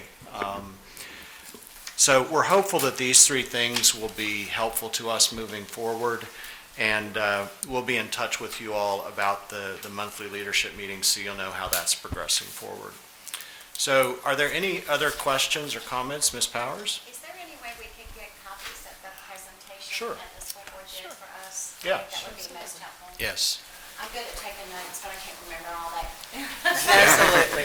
Yeah, if you can just share those with the clerk, Ms. McCoy, we'll make sure that council gets those. Yeah, just want to make sure it includes that, the proposed cuts slide Yeah, that's on there. yeah. Absolutely. All right, well, if there is no further business for our joint meeting today, thank you all so much for being here. Thank you all who came to sit in the crowd today. We appreciate your presence here. We are going to take a 10-minute recess so that the room can be reset a bit for the remainder of our morning meeting. So we are in recess for 10 minutes. And Mayor, just a point of order, the school board, since Chair Jamison has left as vice chair, this also adjourns the school board meeting. Thank you, Franny. Thank you. We're both adjourned. Sorry.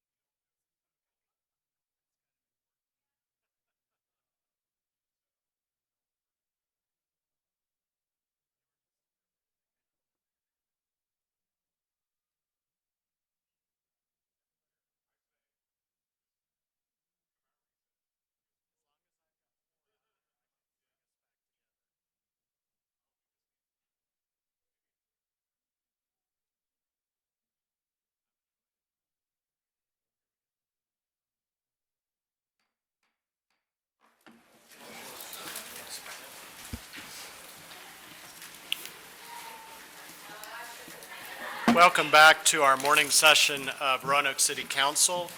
I do have one quick announcement. The council meetings are televised live and replayed on RVTV Channel 3 on Thursdays at 7 p.m. and Saturdays from 10 a.m. to 5 p.m. and video streamed through Facebook Live at facebook.com/RoanokePA. Council meetings are offered with closed captioning for the deaf or hard of hearing. We have a couple of items for action, 3 closed meetings, and each needs a motion and a second separate vote. First is a communication from myself requesting the city council convene in a closed meeting to discuss vacancies on certain authorities, boards, commissions, and committees appointed by council pursuant to section 2.2-3711A1 Code of Virginia 1950 as amended. I'll entertain a motion in a second. So moved. Second. Thank you. Madam Clerk, will you please call the roll? Mr. Nash? Aye. Mr. Volleson? Here. Ms. Powers? Here. Mr. Hagan? Aye. Aye. Wait, I'm sorry, I thought you was roll. Ms. Sanchez Jones? Vice Mayor McGuire? And Mayor Cobb. Aye. And the motion is adopted.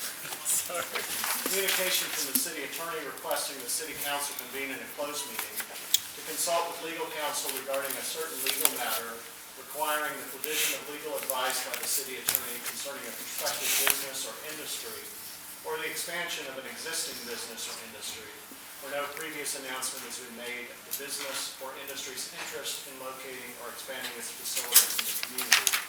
Pursuant to section 2.2-3711E5 Code of Virginia 1950 is amended. Entertain a motion in a second. So moved. Oh, Second. second.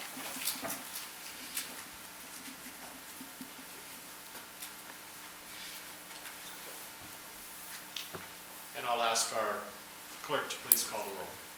Mr. Nash? Aye. Mr. Volleson? Aye. Ms. Powers? Aye. Mr. Hagan? Aye. Ms. Sanchez Jones? Vice Mayor McGuire? And Mayor Cobb. Aye, and the motion passes. Third item is a walk-on from our city attorney requesting that city council convene in a closed meeting pursuant to section 2.2-3711A7 Code of Virginia as amended to consult with legal counsel regarding a certain legal matter requiring the provision of legal advice by the city attorney and regarding actual litigation where such consultation or briefing in open meeting would adversely affect the negotiating or litigating posture of the public body. I'll entertain a motion in a second. So moved. Second. Madam Clerk, will you please call the roll? Yes. Mr. Nash? Aye. Mr. Volleson? Aye. Ms. Powers? Aye. Mr. Hagan? Aye. Ms. Sanchez Jones? Aye. Vice Mayor McGuire? And Mayor Cobb. Aye, and the motion passes. Are there any additions or deletions to the items listed on the 2 p.m. City Council docket? Okay. Any additional topics for discussion by any members of council? All right, thank you. And we will move right into our briefings, and this is our budget briefing for today, and I'll turn it over to our city manager, Val Marie Turner. Thank you, Mayor Cobb. Mayor Cobb, Vice Mayor McGuire, and council members, we have 2 budget updates today. With us, we have our financial advisors, Davenport Public Finance, Mr. David Rose, who will start off with the presentations, followed by Ms. Tanya Catron from our Finance Department. We will be going over our CIP, our Capital Improvement Program, as well as talking a little bit about our debt and funding strategies. So I will turn it over to Mr. Rose. Welcome, Mr. Rose. It's good to Welcome, see you. Mayor, members of council. Appreciate the opportunity to be here. Some new faces for me and some older faces. Maybe. Not sure I said that very intelligently, but some faces I recognize, I said. Okay. So let me start by saying that we're here today not asking for any specific action. Take this hopefully as some education By all means, ask me any questions, follow through. If you do have certain questions, I would just ask some of the new members. We typically will go through the city manager, and that way everyone knows what questions are asked, and we can then respond through the city manager so there's no misunderstanding, and we're making sure that we've given everyone the full access to anything you have. Again, I am serving in the role, if you would, as what we call your fiduciary, which is to say that we are not competing with some of the very local banks and brokerages. That's not our role. Our role is to serve in the position, as you can see there, of providing certain assistance, and we've been doing that now for about 7 or 8 years with the city of Roanoke. We get involved in some of these discussions and planning and all of that, and as the city manager indicated, we can talk a little bit about debt and where your limitations are. But let me make sure for everyone, I give a big framework on where we see the city is. And when I say we, meaning Davenport as your independent financial advisor. So last spring, we went and talked to the rating agencies. Those are, if you want to think of it, your liaisons to the overall investor market out there throughout the whole country. And the city received 2 very strong credit ratings. They were basically a shade below AAA, which is the highest you could possibly get in the municipal world. One was AA+, which is 1 notch away. That's Standard & Poor's. Many of you probably have heard that name. The other AA in the middle of the category is Moody's, and those are considered very strong ratings. And so one of the reasons, or the main reason you have those strong ratings, is that historically, Roanoke has really done the most it can with the limited resources that it has, so that you've provided and you've gone within your means to have a structurally balanced budget. You've been doing that, which means you're not looking at one-time revenues to meet recurring expenses such as debt service, such as compensation for professionals, things of that nature. At the same time, you also are viewed as having solid fund balance policies, but you're barely at those policies. And they point out that while they're solid, they are a little below the folks that are rated a AA+. So it's going to be very important. One of our recommendations to the city manager, and in turn, hopefully, to you, is to be very cognizant of not using one-time revenues to balance your budget. It's easy for me to say, nobody elected me, that's why I'm talking to all of you, but needless to say, this is the type of thing that hopefully we can set the stage. That said, I was here to listen to the schools talk about their next need, and we'll touch on that a little bit later in my presentation, talk about how to think about that, or to begin to think about that in terms of financially. But what we'd like to do today is really talk a little bit about some of your challenges and then some of the pathway, perhaps, to take care of certain things. And if you look there in terms of the challenges, I think you've seen that the city has achieved some solid assessed value growth.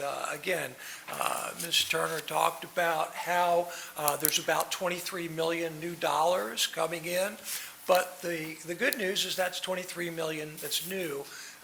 The cautionary news is that it really is spoken for.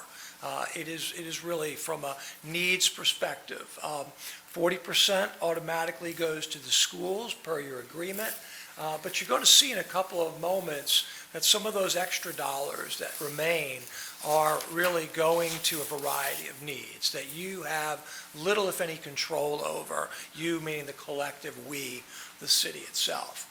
I think the third and the fourth points here, again, I'm putting a little sober news on what you've been doing, because you've been doing a very, very good job, but we see that assessed value starting to slow throughout the Commonwealth, even before anything occurs on a federal level. Put that aside, and I listened to that, that's certainly an uncertainty, but just things are slowing down across the Commonwealth in terms of the speed at which assessed values have been happening. So we want to be careful about that.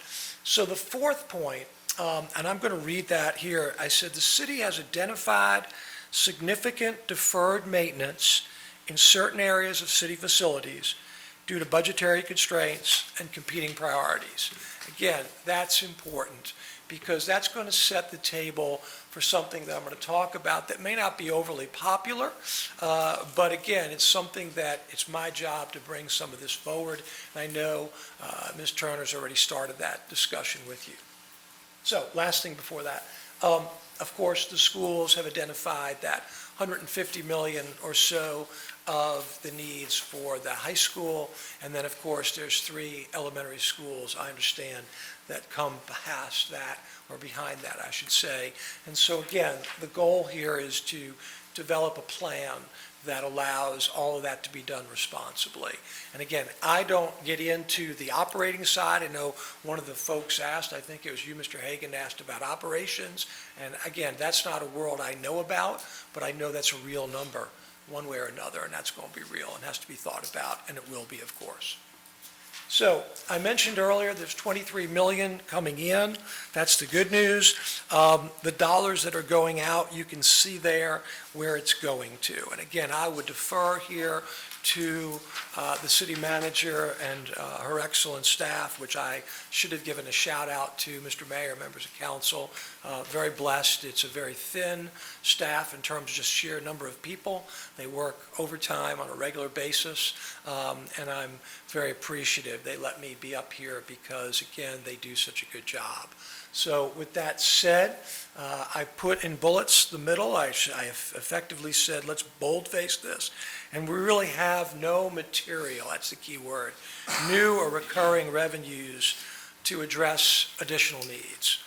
That's the sobering part. And those additional needs really are not just what I'm about to show you on that third bullet point, but that's going to be things like schools and some other things in the capital program that you've got.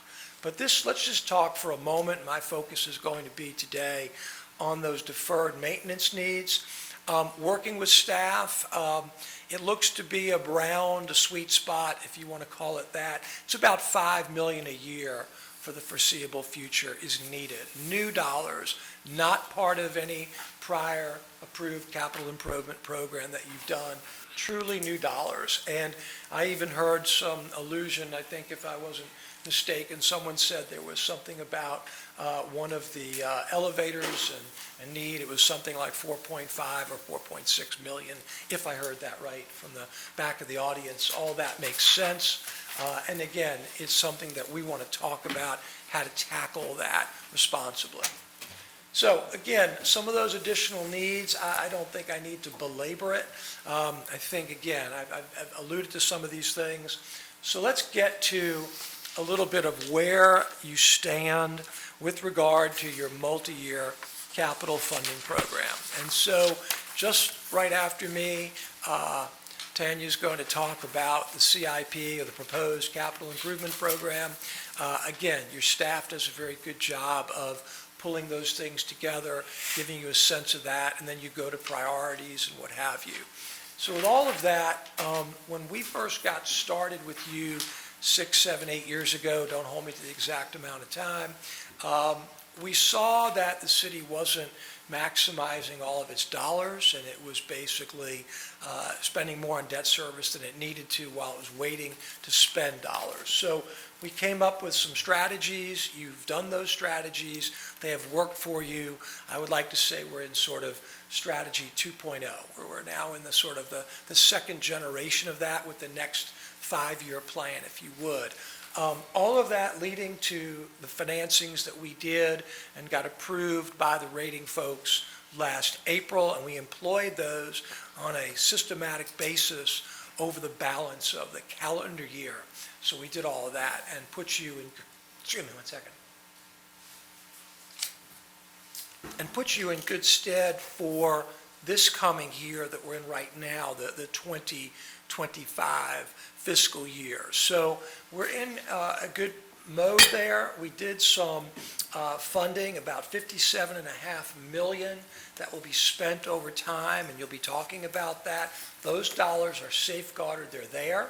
Another $16.5 million was given to schools, to fleet, to stormwater. So again, you've been doing and taking care of a lot of things, but if there is one element that does need to be addressed, it is that deferred maintenance that I spoke of earlier when it comes to primarily city hall and city projects that are on, we'll call it your side of the ledger versus the school side. So that's the, again, that's the one side.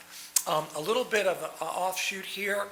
We've been working with your folks on stormwater. We're going to be back to you sometime later this calendar year with some updated strategies. Those stormwater program has been working, but we have to improve on it. We have to increase and recognize that there's a lot of needs out there. And so we're going to be talking to you again. Your staff that works for all of you has done a great job and really on top of this, and we're just working with them in the early stages. So point that out as well. And lastly, we had a little bit of a refunding to do last year to adjust some of the cash flows, save a little money, and we did that as part of it all. So that was what we did. But again, with all of that, we will see some pressures on the city, on your future budgets, to the tune of about $7 million over the next 6 years. It's not equal, by the way. It's not 1.1, another 1.1. It moves a little bit, but that's part of the stresses that the city has got. It's going to be increasing. Now, having said that, had we not employed the strategy above, that would have been not 7 million, but over 11 million. And I know some of you that have been on council saw those presentations last year. It was public, and we certainly can present it to anybody and everybody if you'd like it. Okay, so let's talk about then what is some of the potential strategies that we see as it relates to taking care of this deferred maintenance, if you would, on an ongoing and a sustainable basis. So make me the bad guy if you want. I've not been elected, but here's one of the things we talk with staff about, and that is we recognize your meals tax is at 5.5%, 5.5 cents on every dollar, and it actually compares favorably to other urban, suburban, local governments here in Virginia. We've realized that 1% on that meals tax is a solid $4 million. We also know, I don't know the specific statistic, but we know that all $4 million is not coming from City of Roanoke residents. There's a large number. So when I come into town and others, even though we have an office here, some people come in from outside, we buy food, it goes towards that meals tax. And it's a very solid, steady, growing revenue source. So the question was, if we know that we have between 4.4 to 6 million in any given year, year after year, is there a way to do something with that? And that's what we asked ourselves. And so we said all right, and I'm just giving you now the sort of the summarized version, because again, we spent a lot of time, a lot of hours with staff thinking about different ways to give some strategies in front of you. This appears to us as being the one that has really the most justification. Let's call it, as Churchill would say, it's the best of the worst, okay, if you want to look at it that way. So you can see here that Roanoke City is equal to basically Virginia Beach, and Williamsburg's a little bit below you. Roanoke County and Franklin counties at 4%. You notice, though, that sort of the average, if you would, of other, what I'll call major cities throughout the state, Lynchburg, Norfolk, the Harrisonburgs, they're all at 6.5 or 7%. And so we said to ourselves, if we went up by 1%, would we still be within that range? And the answer is yes. I'd like to just say I'm from Richmond. That's not necessarily anything positive, but coming from Richmond, a couple of years ago, actually more than a couple, 7 years ago specifically, There were 3 referendums held.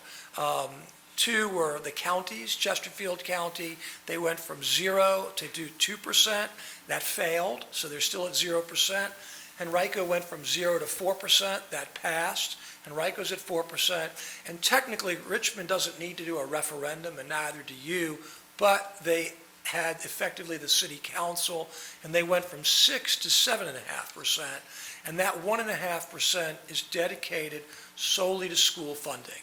And the bottom line here is we're thinking about something very much akin to that approach, is taking that 1%, if it were to get passed by council, and to, in effect, put it in a lockbox and have it solely going to funding for these needs. And so in subsequent presentations like are done in the city of Richmond for the school funding, it's a separate funding source. It's actually 1.5% is started out as $9 million. It's now up to $11 million. And that goes solely to take care of their school funding. One point I would say, and this is maybe helpful, maybe not, but as I mentioned, Chesterfield right across the river at 0, Richmond at 7.5. You might think, well, a lot of people would travel across the river to go to McDonald's or what have you to get, they don't. The local, the Greater Chamber of Commerce did a study on all of that and found that there was no appreciable change of anything. And in fact, arguably the best restaurants and the hardest ones to get into are in the city of Richmond, and it stays that way. So that's been good. Not talking about collections themselves, that's been a struggle for Richmond, but the actual, and I don't mean collections and willing to pay, it's just the way the operations are set up, that's some of their challenge, but the actual dollars have been very, very good. So I just wanted to point that out, because again, here you are a shade above Roanoke. One last thing, Williamsburg and Virginia Beach are capped at that rate until next year, interestingly enough, the legislature, and they're talking about, both of them talking about potentially increasing that as part of their discussions. Just so you know, we have the good fortune of working with both, and I do. So who knows what will happen, but there's discussions on that. Okay, so how would we do a strategy that would make sense?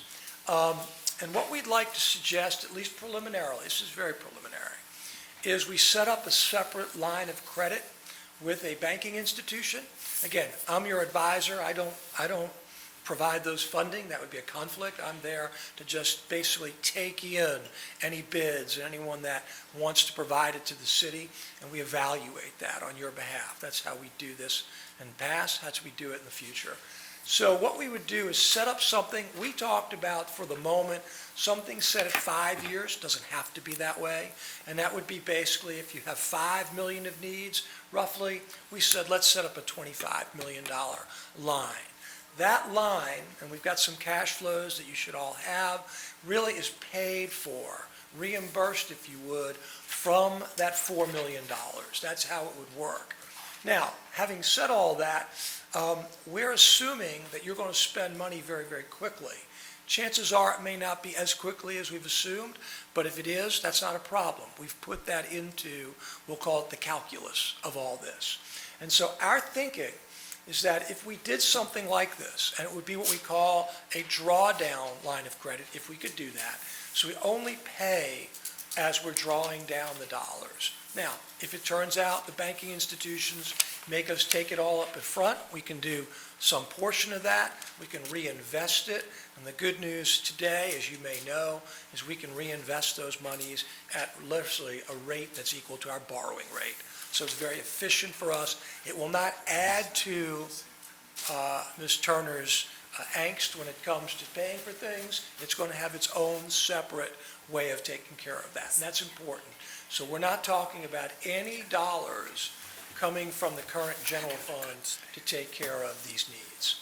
So lastly, we've assumed that the earnings I just alluded to would be lower than the cost of money. We purposely did that, even though that's not the case right now. So you're in a very favorable position if you should do this, but we've acted as you're not. And so you can see it still works cash flow wise.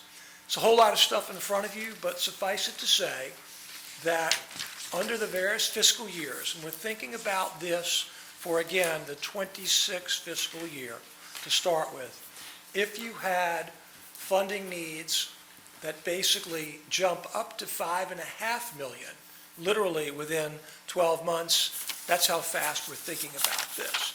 But we would have that 4 million of revenue, we'd be drawing down the line of credit, we'd have debt service, and the debt service be paid for from that 4 million. So what you'll see at the far right-hand side, that ending reserve balance, I'm throwing a lot at you, but the bottom line is we're going to grow some dollars very quickly. And with those dollars that we're going to grow quickly, in the end of 5 years, we literally take that 25 million and we knock it down by 60%. We're going to pay 15 of that 25 off. So we're going to have 10 million remaining. The beauty of that, and we can revisit this throughout the years, is that we can use that 4 million to both provide us with additional dollars into the future, as well as paying down that 10 million of debt. So what we moved from initially is a borrowing program to what has become what we call a cash-funded program. And we've done this successfully, sort of the other end of the state in Suffolk. They've done that very well. They've moved to a point where every once in a while we do some borrowing, but the last 3 years it's been cash only. So it's a similar kind of approach. Are there some other ways to skin the cat? Certainly there are. This seemed to us to be the cleanest and the most direct and the least strain, if you would, on the general fund. So with that, happy to answer any questions here. But as I pointed out in the box on the bottom, this is a combination of debt and equity approach. And we like that because, again, we like to use recurring dollars and not rely solely on borrowed money. One thing I would point out, and I would be negligent if I didn't point this out, I took with me the 2 rating reports, and they're public, by the way. You all have seen that or have access to it. The citizens do. And they actually, the folks at Standard & Poor's actually talk about your overall funding, and they say that you basically, have a very solid finances, and from their perspective, you have a low level of debt from the overall comparative. So sometimes citizens might say, well, you've got a lot of debt. The reality is it's not that you have a lot of debt. You've got a fair amount of debt, but not something that is tripping any wires by any means, but you've got to pay for it. And that's where it's going to be increasing over the next several years. That's really the governor here, is being able to pay for that level of debt. But the actual levels of debt that you have from their perspective, as experts, they see it as being, again, they call it, you remain below average compared to other folks, and that's a good thing. Okay. Mr. Mayor, I'm going to stop for a moment. Just any questions? I know I've been moving very quickly. This is kind of goes back to very early in your presentation, but when we were talking about the financial ratings, Standards & Poor's and stuff like that, does our school funding policy, is that, if we change that, does that go into the ratings? So what the rating agencies look at is, are you adequately funding schools? And so from their perspective, they're not going to prescribe. They're not going to say if it's 38 or 42 versus 40 where you are. That's not what they do.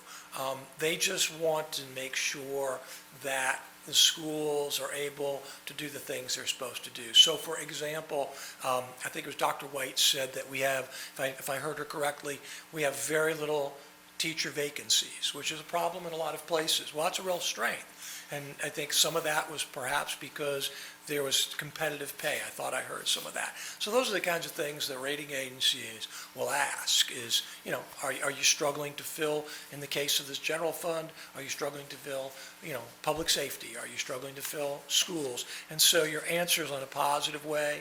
If you're able to continue to keep that, that's going to be important to them because they want to see you continuing to be a strong situation. Thank you. Okay. Mr. Rose, Yes, sir. back on page 7 on the meals tax comparison, I'm curious for some of these localities, you may or may not know the answer to this.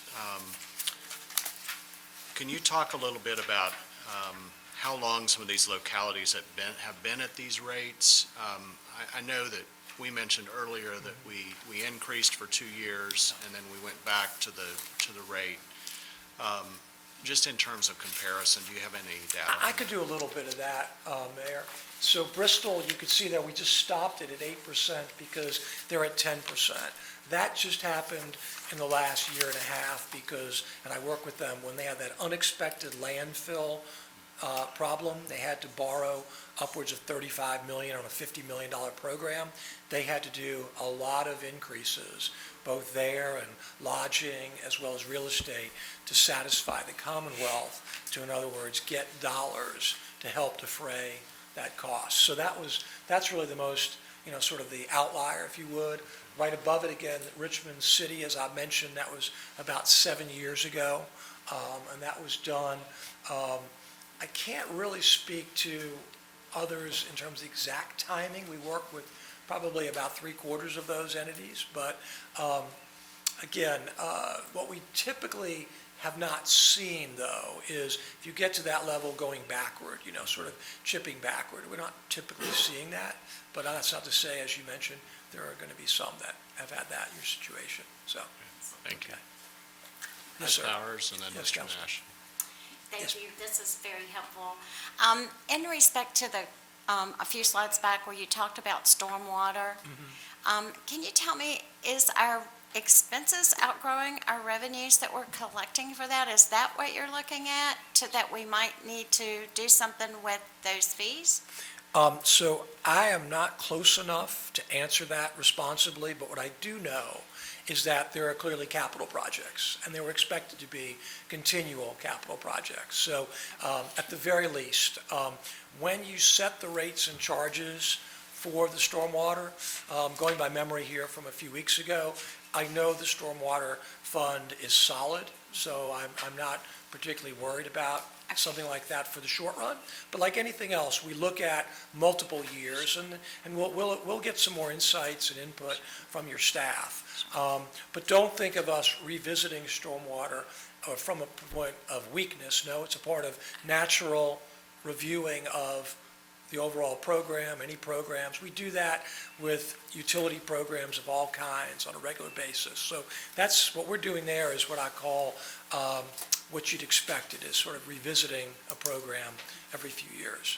And did you also look at solid waste, the solid waste program? I have not looked at solid waste per se. I didn't see anything in here, so I just... No, not looked at that per se, no. Thank you. My question is really two questions. Number one, and this is just me doing my due diligence, I'm just curious. What kind of revenue would we see if instead of going up 1%, we went up 1.5% and took our meals tax to 7%, like Harrisonburg and Martinsville and those localities, and then from there, on the, which page is it? On page 6, where it's talking about 1% of meals tax to a certain need and for now deferred maintenance. But can you explain or go into detail about the public safety use and then school capital as well, just so I understand those two categories? Okay, so let me start with the first question, Councilman. So if $4 million, 1%, then presumably, if it's elastic, 1.5% would mean $6 million.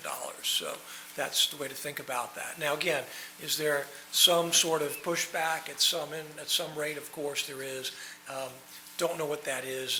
That's beyond my pay grade. I'm not an economist, but again, that's what we see. Just sheer mathematics. I think your second question, I'm not sure I followed exactly. I want to make sure you'd asked something about public safety, and I want to make sure I answer you correctly. Yeah, for public safety and for school capital, what are examples? I'm just thinking about long-term and okay, we have this revenue source. You said previously, most of the time localities don't go back and reduce that tax. And so I'm thinking once we get through this, I'm going to call it the danger zone, right, with our capital deferred maintenance needs, and we're out in the clear with that. Just thinking far ahead, can you explain the public safety use and then the school capital use, and what that would mean if we said, hey, we're good on deferred maintenance, this extra money, do we want to put it towards public safety? What would that look like? Well, again, it depends on the dollars and when relative to the public safety budget. Would love to see something like that happen. My sense is, though, like anything else, these deferred maintenance costs just don't go down. In fact, one thing that really is a little troubling, not little, is very troubling, is while there may be all these various statistics and things done by various parts of the Federal Reserve Bank that talk about what inflation has been, this is not scientific, so heed me when I'm giving you this, but I'll tell you what, whatever inflation's been over the last 4 or 5 years, the actual real cost of construction for local governments has clearly exceeded that. I mean, that is not scientific, but I think if you ask any of your counterparts, and you'll hopefully be going to some of these conferences where you meet others and what have you, they'll tell you that costs of schools haven't gone up 20 or 30%, they've gone up 60, 70, 80% in that period of time. And that's not scientific, but I really have seen that. So I would like to be in a position to tell you there'll be some free dollars down the road on some of these existing revenue sources, but I don't see that. I really don't see that. In my almost 44 years now, I just haven't seen that. I'd like to see it, but I haven't. So that leads us to sort of our next discussion here, which is how to think about maybe schools, and hopefully maybe this will be a little bit of a help to you in a moment. So, all right. So let's talk a little bit about schools, capital funding, and this is on page 11. Again, we said high school today's dollars, 150 million. I don't have any insights on that. I was just given that number. That may be too low, maybe too high, but it is what it is. We do, where Ms. Turner came from at one point, Loudoun County, we did a high school funding for them a few years ago. It was $180 million for high school. So, again, you see them, the monies are real. Additionally, some other dollars. So one of the things that I wanted to talk about, and Mayor, I can make my remarks even more brief if everybody knows what I'm talking about, but that second big bullet is that 1% local option sales tax. If everyone knows that, I will stop and just simply say it looks like it's going to be defeated by the governor coming up, but next year there'll be a new governor for sure because of the requirements to change on, and hopefully perhaps if it's again a bipartisan legislature, possibly it works. I bring that up only because that is the one source of additional dollars, folks, that would allow you to do this level of funding if you wanted to do something like that. Just to give you a perspective, that 1% is, I think it was about $26, $27 million. Doesn't have to be 1%, it could be up to 1%. But to give you a sense of that, that type of dollars today would be sufficient to fund all of those needs, literally. That's how large that is. The 1% local option sales tax was bipartisan in terms of legislature, but it doesn't have enough bipartisan to override a veto. That's what it was close, but not there. I'm not trying to be political. I hope don't take that the wrong way. But it is something that we've seen Danville use that. They have borrowed over $130 million, all with the 1% local option sales tax as the basis of their funding source. It has worked very well, and Danville's been able to do that. In addition, if you're up to 5 to 8 years and all of this planning, what we see, even if the 1% local option is not something that the city wants to entertain, we're going to have to find a new funding source that will take care of this. And I'll just give you a sense of relative magnitude for a moment, knowing that if you just look at it this way, I'm not suggesting it, but I'm just giving it as an example. If your real estate tax, which is all your citizens, whereas local option is a lot of non-citizens helping to pay for something like that.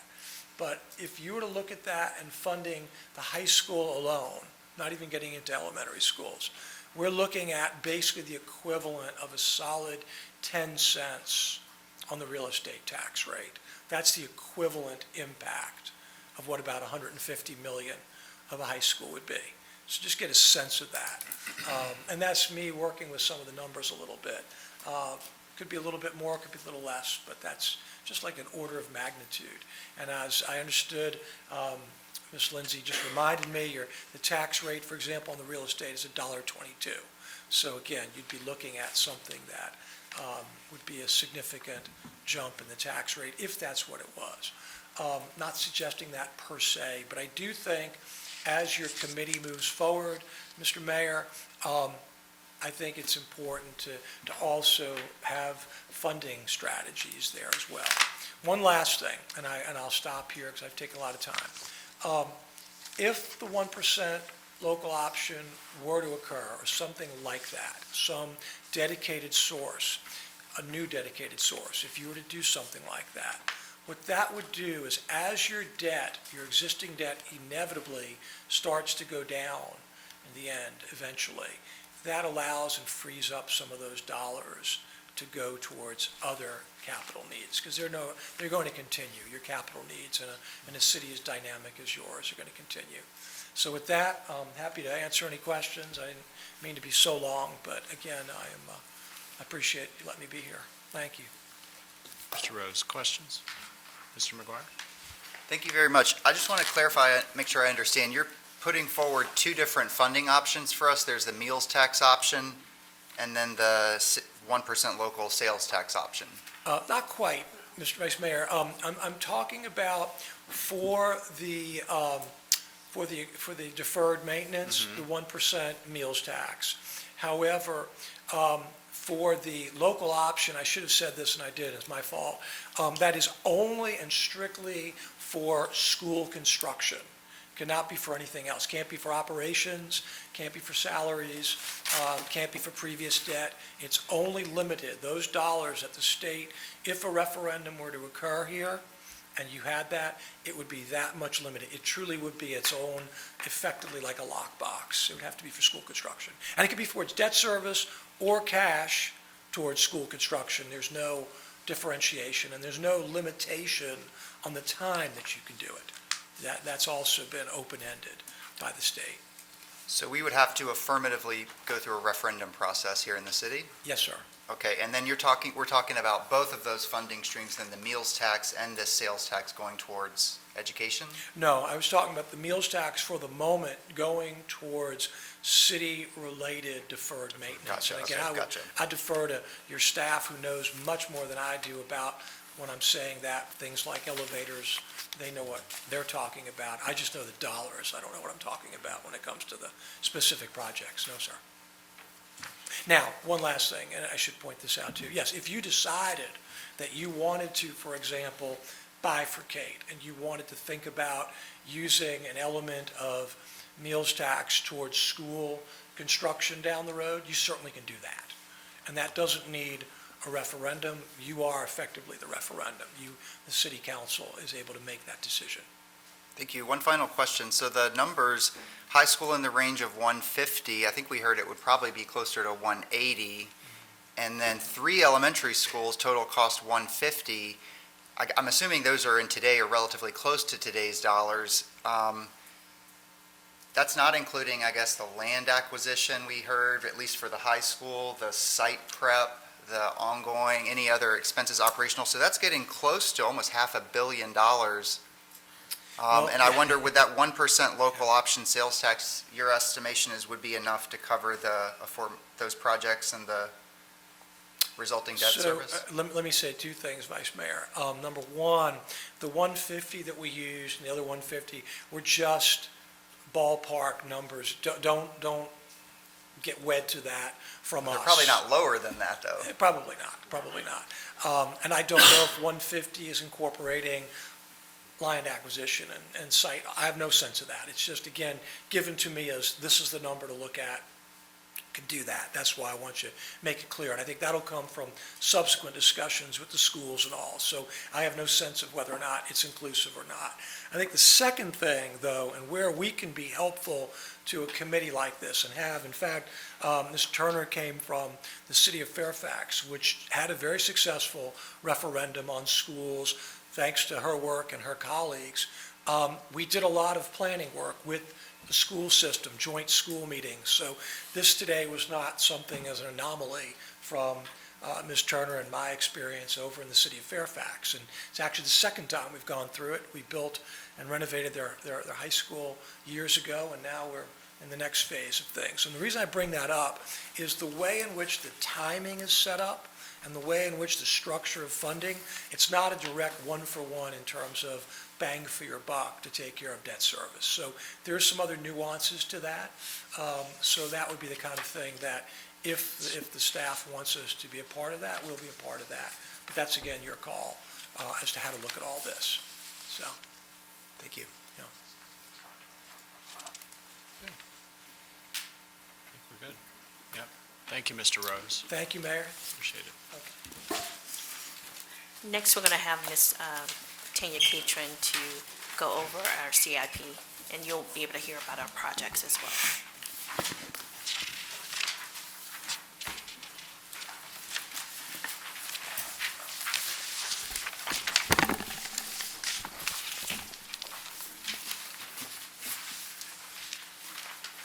Well, good morning, Ms. Mayor, Catron. Vice Welcome. Mayor, members of council.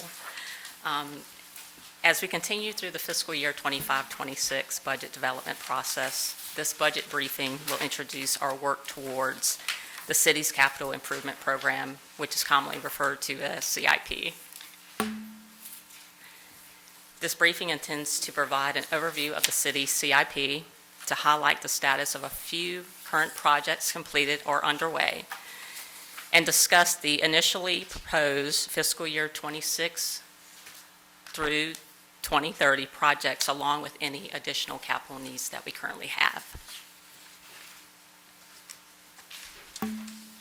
So, quick overview. The city plans its capital investments using a 5-year plan. However, only the current year, which in this case would be fiscal year 26, will be part of our recommended budget. The city is responsible for the maintenance and replacement of the structures, facilities, and equipment that the community depends on and is critical to the services provided by the city. CIP projects tend to be high cost with lengthy life expectancies that include bridges, streets, buildings, parks and rec, amenities, technology, equipment replacement, and so on. The project costs are funded using debt, available cash, and/or state and federal grants. Council will endorse the 5-year CIP at the time of budget adoption, and then will approve any related bond funding arrangements separately at a later time. The city has adopted debt management policies that establish parameters for issuing and managing our debt. The policy details the guidelines and limitations for debt issued and debt service requirements.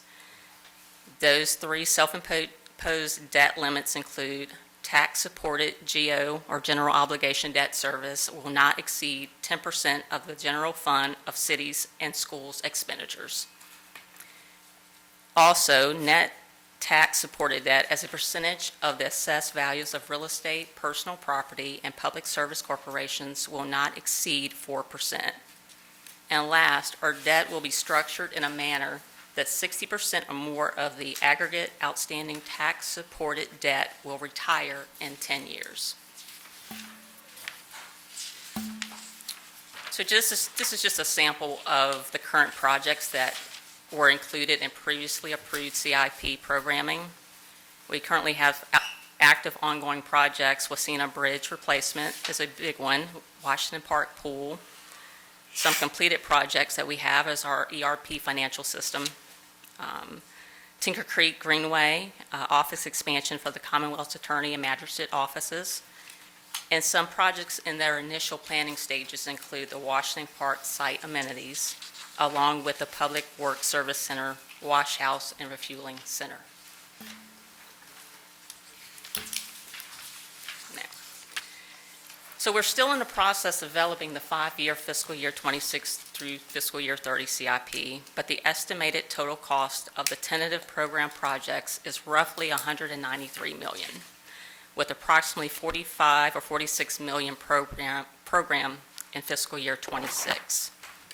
And our project categories at a high level include our annual $5 million that we set aside for the school improvements, Fire Station number 2, the library master plan, we have Belmont branch expansion, the passenger rail station, the Parks and Rec master plan, bridge renovations and replacements, our continuous funding for new and maintenance of existing sidewalks, curb and gutter projects, our street improvement programs, our street paving program, our traffic signal upgrades, HVAC, structural roof replacements, along with our fleet replacement and technology improvements. And we'll just spend a moment on enterprise capital investments. So the enterprise funds are separate from the general fund in that the general fund is tax supported and enterprise funds are supported through charges and rates and fees on their customers and allows for the enterprise fund to be self-sufficient in covering their own expenses. For the city, the enterprise funds consist of the Berglund Center, stormwater, and the parking fund.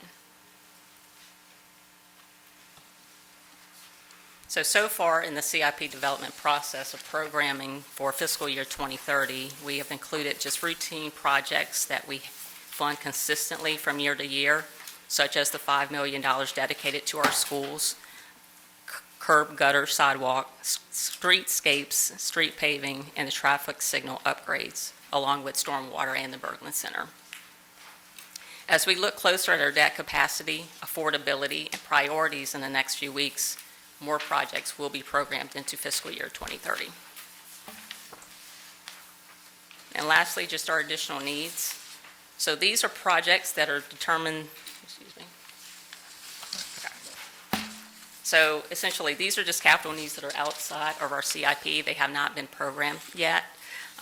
We, as a committee, have ranked those needs high, medium, and low after discussions regarding each potential project. So the high priority projects are listed here, and of the 12, you'll see 8 specific projects with red asterisks beside them that are in desperate need to be included in our CIP. And very quickly, those are the adult detention center improvements. The costs, you don't see a cost beside it because they're not determined at this time, but those costs are very significant. Elevator replacements, I know you've heard that before, we're estimating that at $4.3 million, along with programming needed for HVAC, mechanical, and electrical, and then some other ancillary projects that are very high priority for the city to include in its upcoming CIP.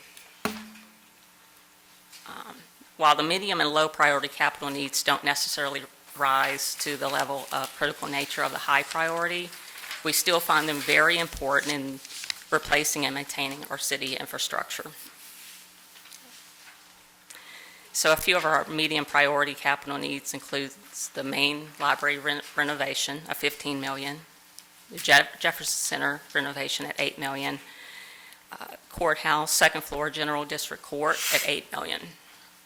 And not to forget Preston Park Rec Center at $16.9 million. And just a few of our low priority capital needs at this time, the fire training facility, Raleigh Court library renovations, city clerk office renovation, and the Granting Court Recreation Center renovations.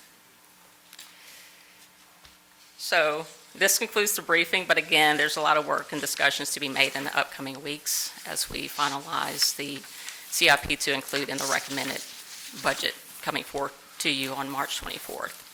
At this time, I'll be happy to answer any questions that you have. Thank you, Ms. Catron. Questions?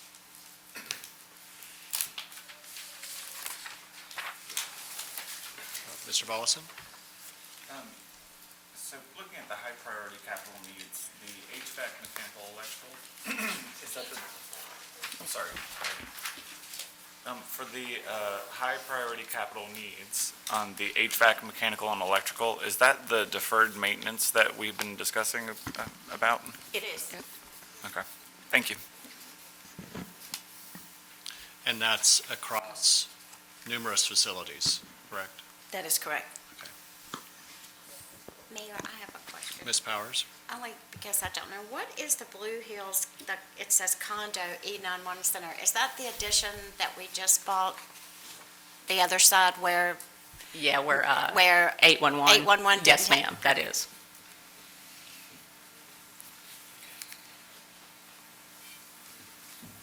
Other questions?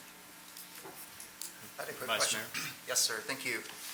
On the general fund project categories costs, sorry if this is like really in the weeds, but Parks and Recreation Master Plan, $28 million over fiscal year 27 to 2030. Does that mean the total Parks and Rec, that's not just for the planning meet? What does that mean? So there's numerous individual projects under there, so it includes, as part of that, it's captured this Washington Park site amenities, the Fishburne Mansion renovation, Morningside Park is a build out there, the Garden City Rec Center, a big one, park maintenance, so it's a lot of individual items underneath that category. Gotcha, okay, thank you. You're quite welcome.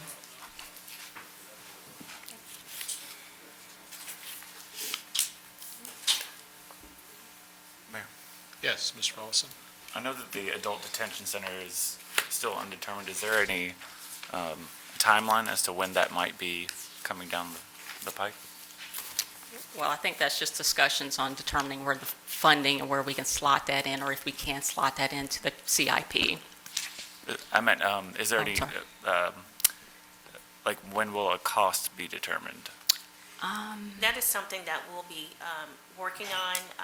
It is significant, so we would have to actually set money aside to do an actual study, to have someone go in and do a really good cost estimate for us. Okay, so that's not a today thing. Got it. Thank you. Ms. Sanchez-Jones? From Turner. Regarding the fire station number 8 replacement, have we identified a place where the fire station should go to, or? I'm not sure if we've identified a place, but I can definitely get that back with you. Okay, thank you. Oh, you have that information? Thank you. Hello, Mr. Stovall. Councilmember Sanchez Jones, Mayor, and members of council. The location for Fire Station 8 preferably is along the Franklin Road corridor. The original plan was to partner with Carillion and their transportation division. Those plans have not materialized, but the chief does have an idea with respect to where that site would be most amenable to facilitate improved response times. Thank you. Thank you, Mr. Stovall. Just more of a detailed question, and I know that for summary purposes, that's what you've brought to us today. Is there a way to break down some of these categories with some of the specific projects that are within Absolutely. the big numbers? That Yes, would be sir. helpful. Yes. Particularly as we get questions from the public about that. Yes, we can certainly get that to you. Okay, thank you. Mr. Hagan? Can you just go briefly over how you all determine low, medium, and high priority, like what capital improvement needs? Yeah, we just meet as a CIP committee, and we take the projects, we take the directors, they come to the table, the engineering department, transportation department, all the departments that the focus of those projects are, and we talk through those as a group to determine, what will help us immediately. And so, obviously, what you see here, elevators, the things that, I mean, they're pretty big and they're necessary because it's probably costing us more at some now than it would in the future. So that's somewhat of the process that we use. Thank you. Yeah, and just to add a little bit, I mean, we certainly look at the critical nature of the concerns of the project. I know I keep talking about the elevators, but elevators are significant, for not only for employees, but for our residents that come into our buildings, and to ensure that we have buildings that are viable for both our employees and our residents, those would take more of a priority than some of the other needs. Thank you. Mr. Volleson? I did want to note, I just didn't see the Jefferson Center in here, and I know that It's we in have. medium. Is it under It's in the medium? Did I medium miss it? priority, yeah. Oh, there it is. My apologies. Any additional questions? Ms. Sanchez-Jones? For the Jefferson Center, do you know what that $8 million is going to get us? Do you have any details? I am not quite Okay. certain. Yeah, we would have to gather that information and follow back up with you, but I'll make a note No of that. worries. Thank you. Thank you. I would say at a minimum, Ms. Sanchez-Jones, it would cover what was shared with us at the joint meeting last year when we discussed the Berglund Center capital needs as well as the Jefferson Center capital needs. Thank you.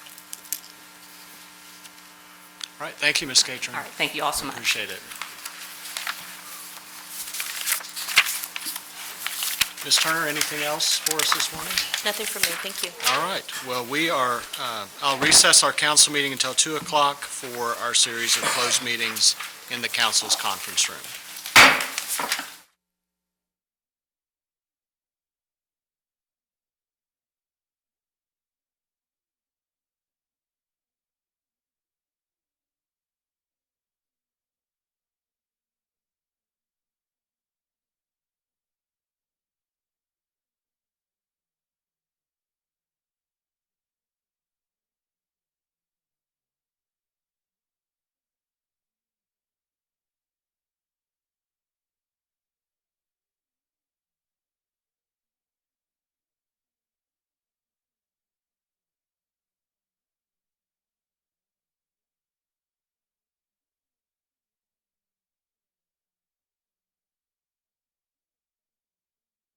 This is a wavelength that we've not seen the universe in at this kind of resolution before.